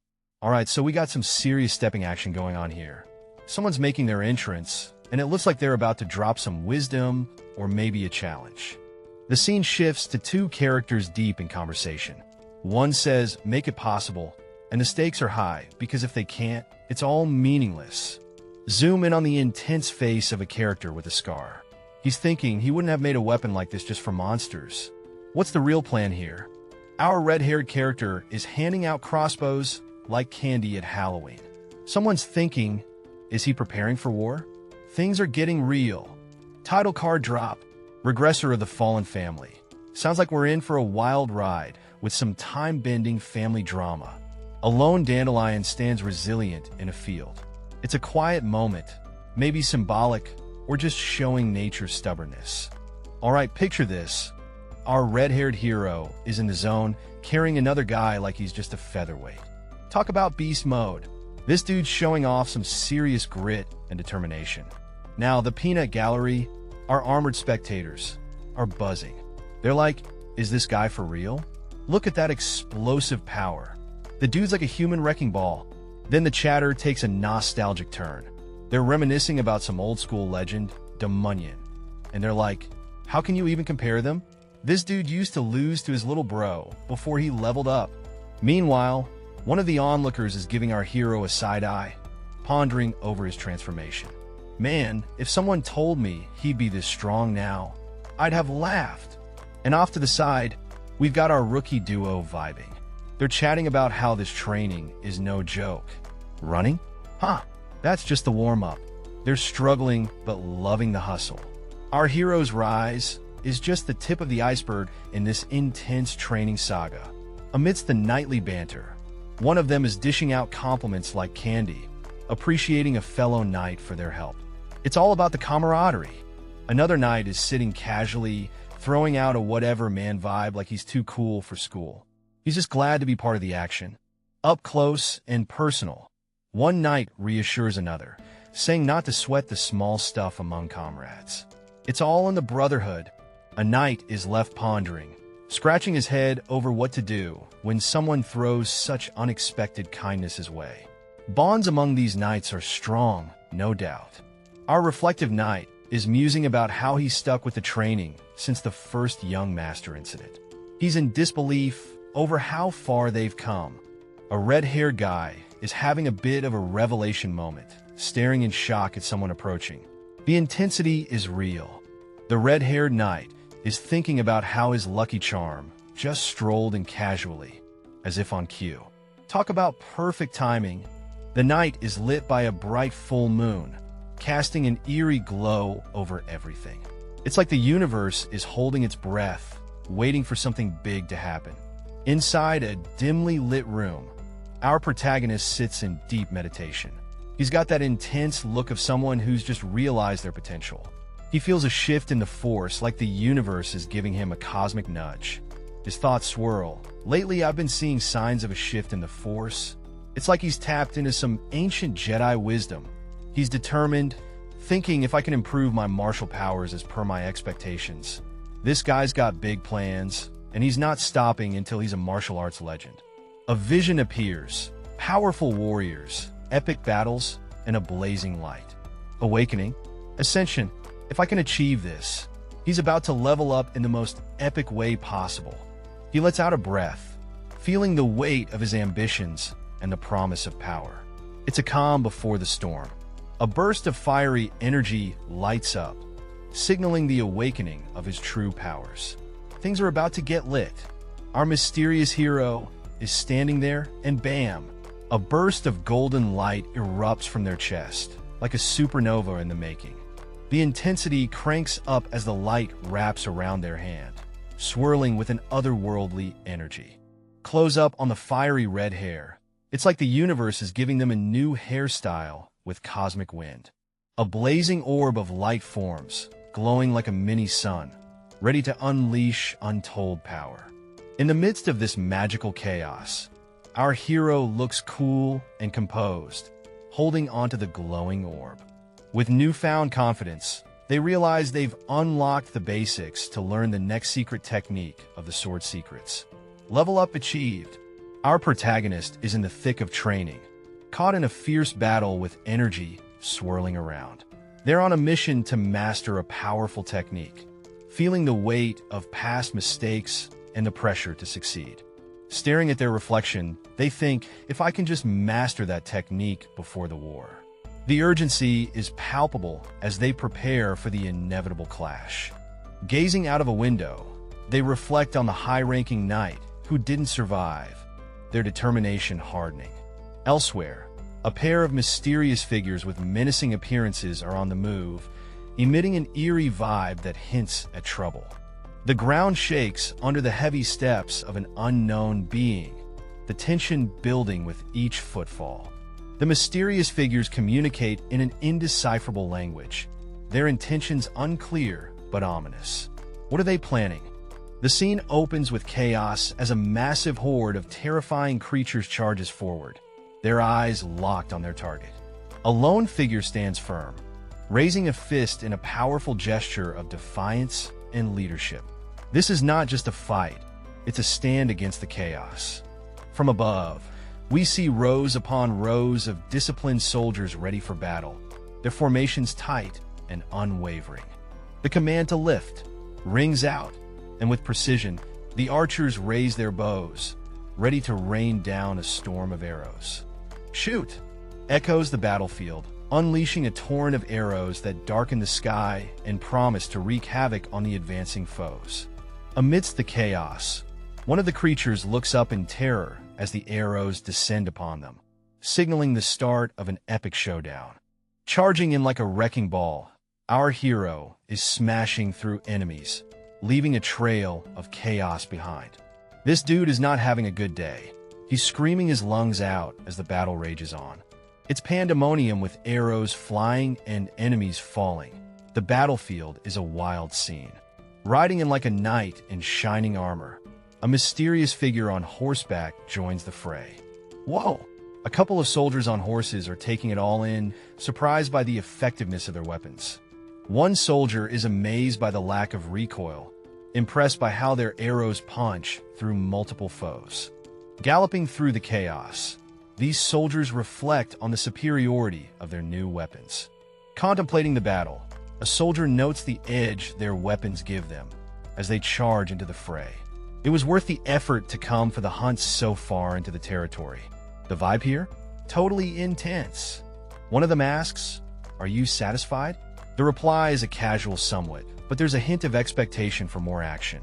The older character stays silent, pondering something deep. Maybe he's got a lot on his mind, or he's just not chatty. Curiosity peaks as the older one asks, just out of curiosity, why are you doing this? There's definitely more to this story. The younger one is impressed. I've never heard of a mercenary army with this much firepower. He's wondering if there's a bigger plan. A sudden realization hits. That's young master. Looks like someone important just showed up. The young master and his crew spot a newcomer. He's got that "who are you?" expression nailed. The newcomer shouts, "What's wrong?" Turns out he's here on behalf of someone named Rick. Who's Rick? The plot thickens. The scene opens with a knight, surprise etched on his face, as he hears someone mention the name Rick.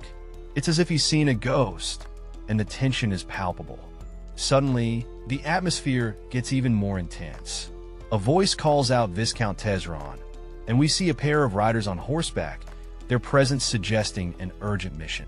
The bombshell drops. Viscount Tesron has declared war against them. The knight looks alarmed and determined, ready to face whatever challenges lie ahead. With fierce determination, someone vows revenge for their ancestors' wrongful demise. The air is thick with tension and a thirst for justice. The scene shifts to a fiery declaration against the House of Moran. It's clear this grudge runs deep, and someone's ready to settle the score. Amidst a tense gathering, a family seeks guidance from their patriarch. A whispered darling hints at the weight of the decision at hand.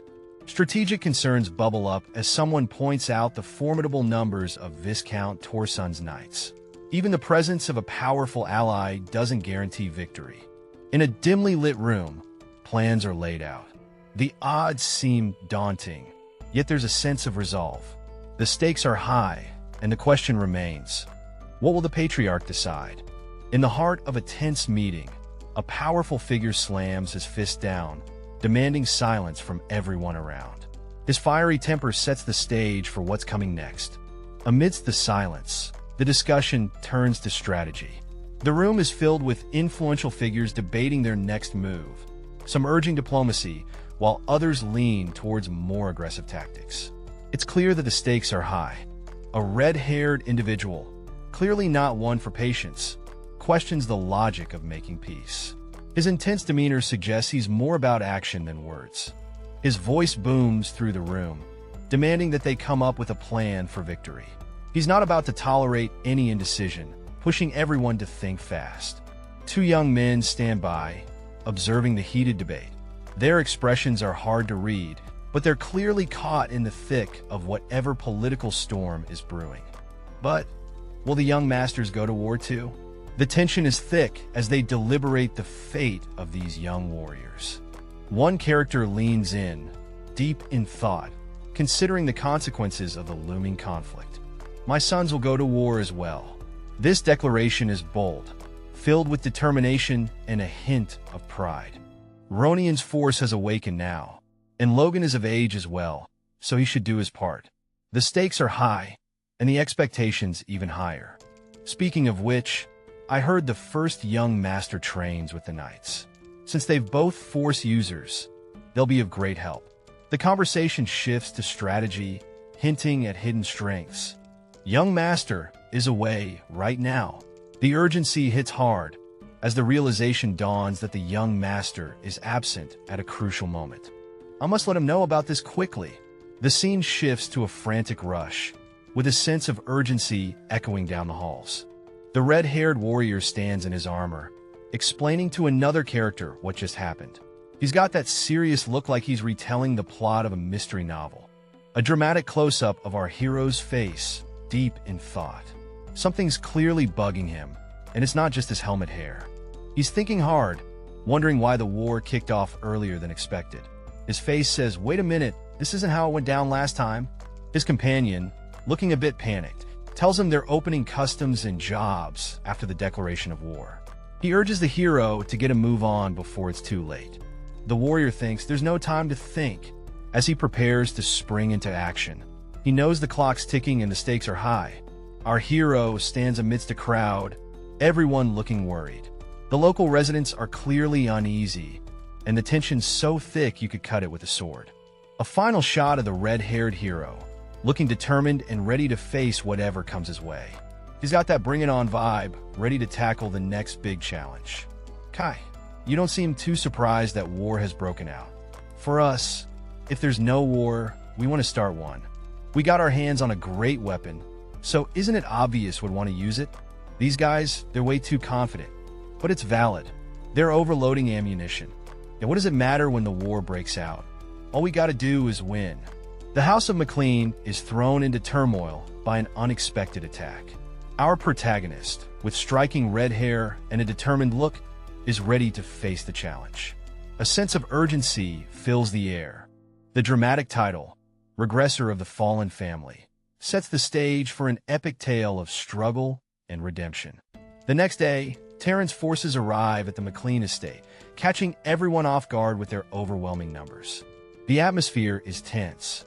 A quiet room inside the estate basks in sunlight, a calm before the storm, hinting at the brewing conflict. Inside, chaos ensues as the news of Terran's declaration of war spreads. Shocked faces and raised voices fill the room, underscoring the gravity of the situation. Under the dimming light, a lone figure stands deep in thought, contemplating the battle and the curious case of missing reinforcements. What's going on with the House of Kairos, and why are they backing out now? Boom! Enter the intense gaze of a bearded warrior, his eyes burning with frustration. Clearly, this is not the news he wanted to hear. In the war room, tension hangs thick as a soldier hesitantly starts to speak, sensing the gravity of the situation. A woman, with a serious expression, drops a bombshell. The House of Kairos is pulling back their troops. What? Echoes the disbelief. Panic ripples through the room. The red-bearded leader is in disbelief, and the woman insists there must be a mistake. With a determined look, she insists she checked the information herself. This isn't just a misunderstanding. Something bigger is at play. The air is tense as a commander shouts orders to gather all men who can carry weapons. He's determined, ready to respond with full force. "Yes, sir," echoes back, signaling the start of a massive mobilization. In the shadows, McLawn, a strategist with a sharp mind and a mane of red hair, gears up for battle. He's pulling together every available man to fight against a looming threat. With swift movements, the scene shifts to feet pounding the ground, a visual metaphor for the urgent gathering of forces. The knights, 53 strong, assemble with a clatter of armor, ready to charge into the fray. Not far behind, 552 regular troops march in unison, their presence adding weight to the growing army. And finally, the conscripts, 4,418 of them, armed and ready to defend their land. In total, a formidable force of 5,023 stands ready to face whatever comes their way. The scene opens with a dramatic lineup of soldiers, all poised for action. Their numbers stretch into the horizon, creating an impressive and intimidating sight. As the camera shifts, we see more soldiers facing the same direction, their posture suggesting a readiness for battle. The tension in the air is palpable. Zooming in, we get a closer look at a soldier with a striking red beard and a bandaged eye. He seems to be in pain, gritting his teeth as if fighting through it. Amongst the soldiers, a conversation sparks. One asks about the first young master, and another responds with concern, mentioning he went out long ago and hasn't returned. The mystery deepens. The scene opens with our red-haired young warrior riding valiantly on horseback, looking utterly perplexed. "What are you talking about?" he demands, clearly caught off guard by some bold claim. Determined, he insists there's no way he would do that. His loyalty and disbelief are written all over his face. Suddenly, we flash back to a sepia-toned memory. A younger version of him, standing resolute, whispers, "Hyungnam." It's a moment filled with nostalgia and deep bonds. Back in the past, a figure with a blurred face is revealed to have expected the looming war.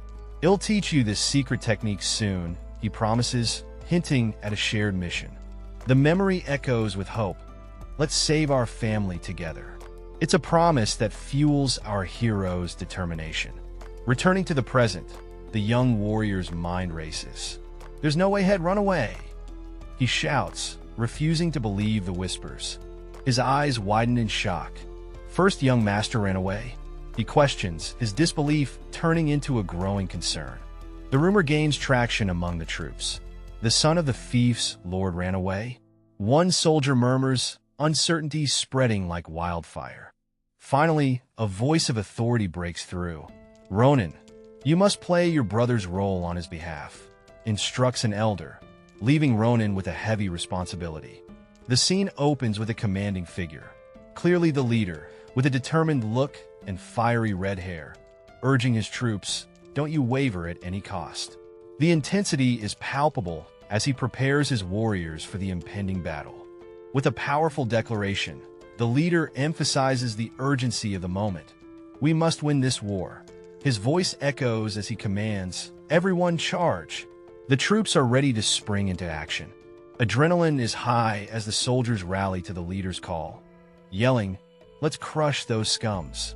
The scene is dynamic, filled with the energy of warriors ready to fight. The troops, clad in armor and wielding shields emblazoned with fiery symbols, surge forward with a battle cry. Their faces are set with grim determination as they charge into the fray. The warrior, exuding confidence, grips his sword tightly, ready to take on the approaching foes. He's not just standing around. He's got a plan, and he's itching to put it into action. As the enemy troops advance, the air is filled with the sound of weapons clashing. The warrior's resolve is unwavering as he charges forward, making it clear that he's not backing down. Charging at full speed, our warrior is a force to be reckoned with. His focus is sharp, and his determination is practically radiating off of him. In a blaze of red energy, the warrior's power surges. He's not just in it to fight, he's in it to win. His eyes are set on the horizon, ready to make his mark. All right, picture this. Our fiery warrior is charging in with a look that says, "I mean business." His hair is practically on fire, and he's about to deliver a mighty blow with his weapon, which is glowing with sheer power. Meanwhile, his opponent, decked out in some seriously intimidating armor, braces for impact. The clash is explosive, with sparks flying everywhere. This is not a drill, folks. As the dust settles, the armored foe smirks with a sinister confidence, like he's got a trick or two up his metallic sleeve. Our fiery hero looks on, ready to face whatever comes next. Who's got the upper hand? Only time will tell. The scene opens with a young man, visibly exhausted, clutching a weapon tightly. His heavy breathing, marked by huff sounds, fills the tense air. The focus shifts to his intense, sweat-drenched face, capturing the strain and pressure he's under. Nearby, chaos reigns as another fighter screams in agony, clutching their injured arm. The young man's mind races with a single thought. No. Back to the young man, his eyes sharp and focused, yet drenched in sweat, showing determination amidst the turmoil. The desperation heightens with cries for help. The young man, internally chanting "no, no, no," is trapped in the escalating chaos. Realization hits hard. This is bad. We're losing. The young man's inner turmoil reflects the battle's dire state. Despite the chaos, the young man steels himself, acknowledging the embarrassment of their situation and resolving to fight harder. Suddenly, he's bloodied, his face showing pain and determination, yet the fight takes its toll on him. Ultimately, the young man collapses, the fight leaving him breathless and sprawled on the ground, a testament to the brutal battle. With a fierce cry of "Die!" a soldier lunges forward, spear aimed to take down his adversary. The intensity of battle is palpable. The clash of steel echoes as the spear is deflected, a narrow escape from what could have been a fatal blow. Our blurred-faced warrior isn't giving up that easily. With a determined "you what," the fight is far from over. "Forcément arrive." Another soldier shouts, "Get up right now. Ready your spear." The tide might just turn. A sigh of relief washes over our lucky fighter as he realizes he's an ally. Thank God. A heartfelt "thank you" escapes his lips. Relief quickly turns to shock as blood splatters across his face. This battle is relentless. Down on the ground, our protagonist grapples with the chaos. The fallen foe at his feet exclaims NGHH. In pain, an arrow strikes and another soldier cries out Yua as the battle claims another victim. Amidst the chaos, our guy here is sprinting for his life, thinking he needs to get to the back and away from the enemy. He's got that nope, not today energy. Things aren't looking good as he stumbles and chaos erupts around him. The intensity is through the roof, and he's just trying to find a way out. Close up on his face, he's battered and bruised, sweat dripping down, and you can just see the panic in his eyes. It's like, oh man, this is not what I signed up for. Just when you think it can't get worse, boom, they're surrounded from the back too.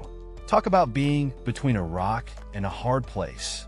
Now he's having that existential crisis moment, staring into the abyss and wondering, are we all going to die here? It's the kind of dramatic tension that makes you hold your breath. And there it is, the title card, Regressor of the Fallen Family.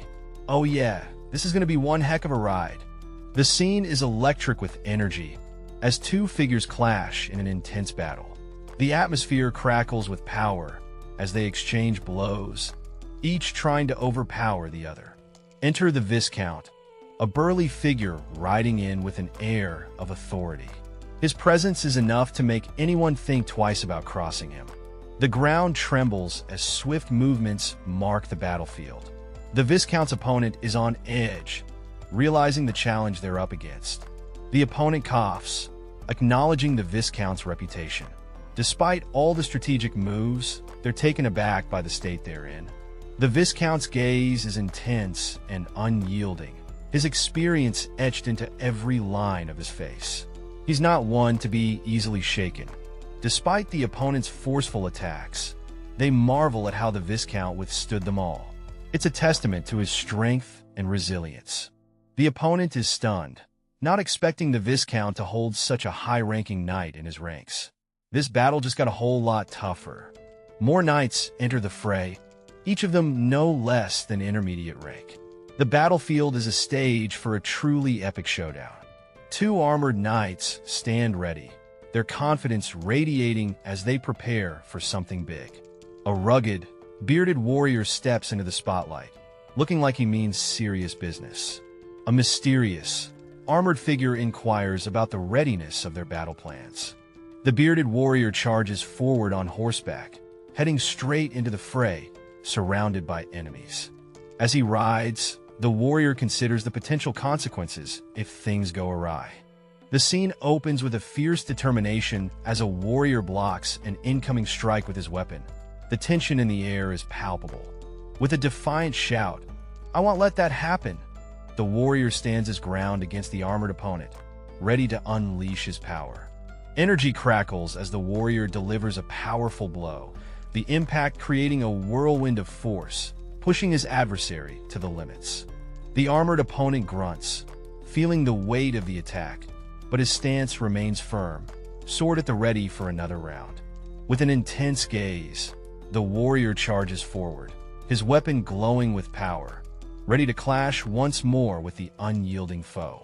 The scene is intense as our red-haired warrior locks eyes with his opponent. The atmosphere is charged, and you can almost hear the clash of swords before it even begins. The knight makes the first move, landing a powerful blow. Our red-haired hero reels from the impact, but determination blazes in his eyes. With a fierce expression, the warrior demands if the knights have no pride as fighters. His voice is full of defiance despite the odds. Meanwhile, two knights stand back, watching the struggle unfold.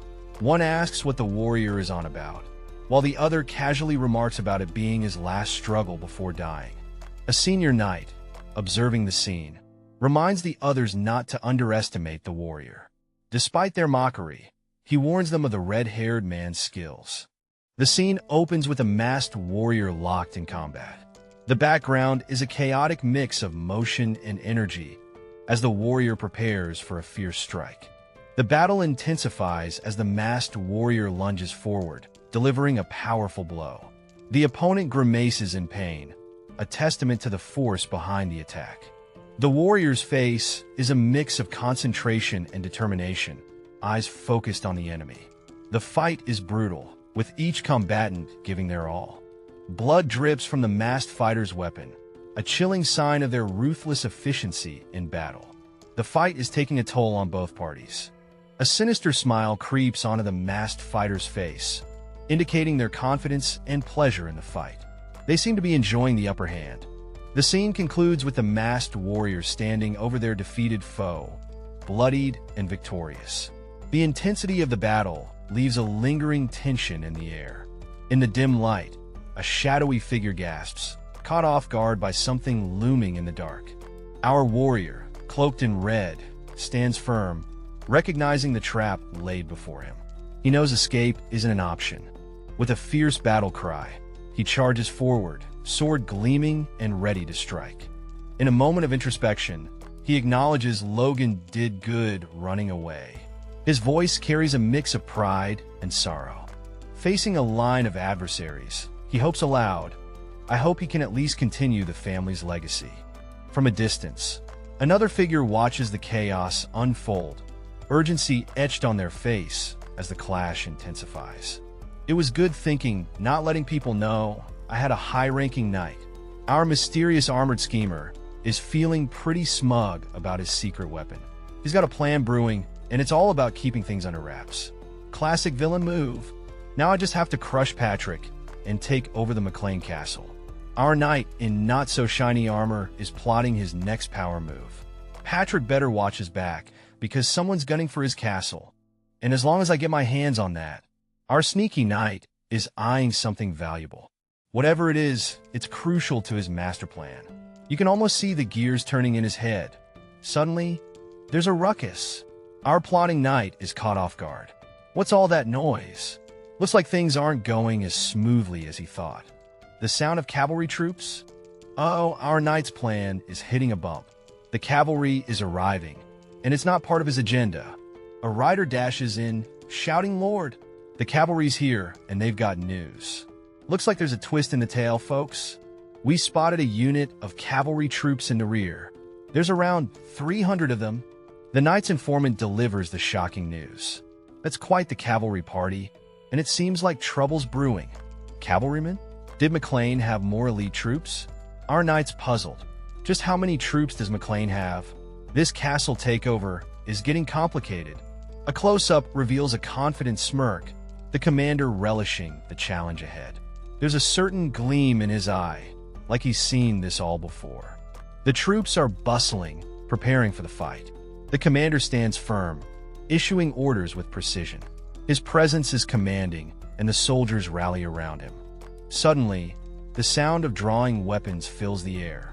The commander readies his crossbow, the scene crackling with energy as everyone braces for the upcoming battle. On horseback, the commander surveys the scene, his armor shining.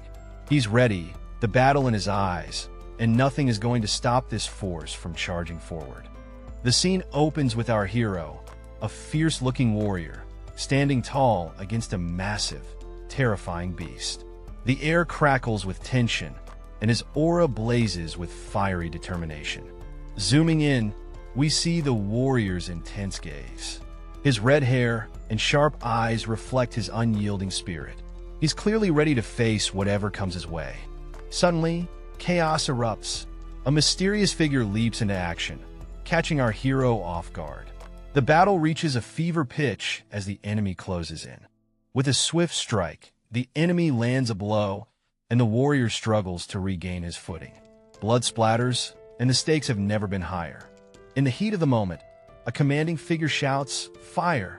His determined expression fuels the urgency of the situation. Arrows whiz through a narrow wooden corridor, their tips glowing with a fierce light, creating an intense and dangerous atmosphere. The deadly projectiles continue their path, highlighting the narrow confines and the imminent threat they pose to anyone in their way. In a narrow alley, the air is thick with anticipation as troops gather, their armor glinting in the dim light. The walls close in, making the space feel even more suffocating. The soldiers are readying themselves, and you can almost hear the distant clashing of swords echoing in the background. A lone figure stands at the forefront, their silhouette illuminated against the wall. They peer into the distance, their expression hidden, but their resolve evident. The atmosphere is charged, every breath seeming to draw the promise of conflict closer. Suddenly, focus shifts to a group of armored warriors, clad in distinctive gear. The McLeans, one of them thinks, identifying the formidable force they are about to face. These aren't just any troops. They're elite, and the tension ratchets up a notch. The surprise is evident as a soldier's thoughts burst out. Forces had those kinds of troops? The revelation sends a ripple through the ranks, as the reality of the battle ahead starts to sink in. With swift and agile movements, the soldiers begin advancing, their synchronized steps creating a rhythmic beat. They're on the move, ready to face whatever challenges the McLeans throw their way. The battle is about to erupt, and there's no turning back. In a scene filled with chaos, arrows zip through the air, leaving trails of tension behind. The atmosphere is thick with anticipation. Amongst the chaos, armored warriors stand their ground, shields raised high as they prepare for the incoming assault. A voice warns that those who didn't prepare are already dead. Time is of the essence, and every second counts. The command for a counterattack erupts. The archers, steady and determined, draw their bows, ready to retaliate with force. Focused and unwavering, an archer takes aim, embodying the determination and resilience of the battalion. A mysterious figure looms in the shadows, their presence intense and foreboding. The air is thick with tension, as if something big is about to go down. Suddenly, a massive weapon descends from the sky, crackling with energy. It's like Thor's hammer, but way more dramatic, signaling that things are about to get wild. The city below is in chaos, buildings crumbling as the weapon's impact sends shockwaves through the streets. People scatter, trying to escape the unfolding destruction. The scene unfolds with a dramatic sunset casting an eerie glow over a battlefield. A group stands in shock, unable to comprehend how their situation turned so dire. The air is thick with tension as they ponder what went wrong. The focus shifts to a stern-looking leader clad in armor, his face blurred but his frustration crystal clear. He's baffled by the attack that blindsided them, questioning the kind of weapons used against his team. The armored leader, fueled by anger, commands his soldiers to catch the perpetrators. The troops spring into action, eager to obey the orders and regain control of the situation. Suddenly, chaos erupts as an unseen force strikes the soldiers. They're caught off guard, their expressions shifting from determination to sheer panic as they're taken down. Amidst the confusion, two soldiers exchange a glance, their faces hidden behind helmets. They tremble, clearly unnerved by the invisible threat taking down their comrades. With tension mounting, a powerful leg kicks into action, signaling a mysterious and formidable presence. The sound of HYH echoes, marking the start of an intense confrontation.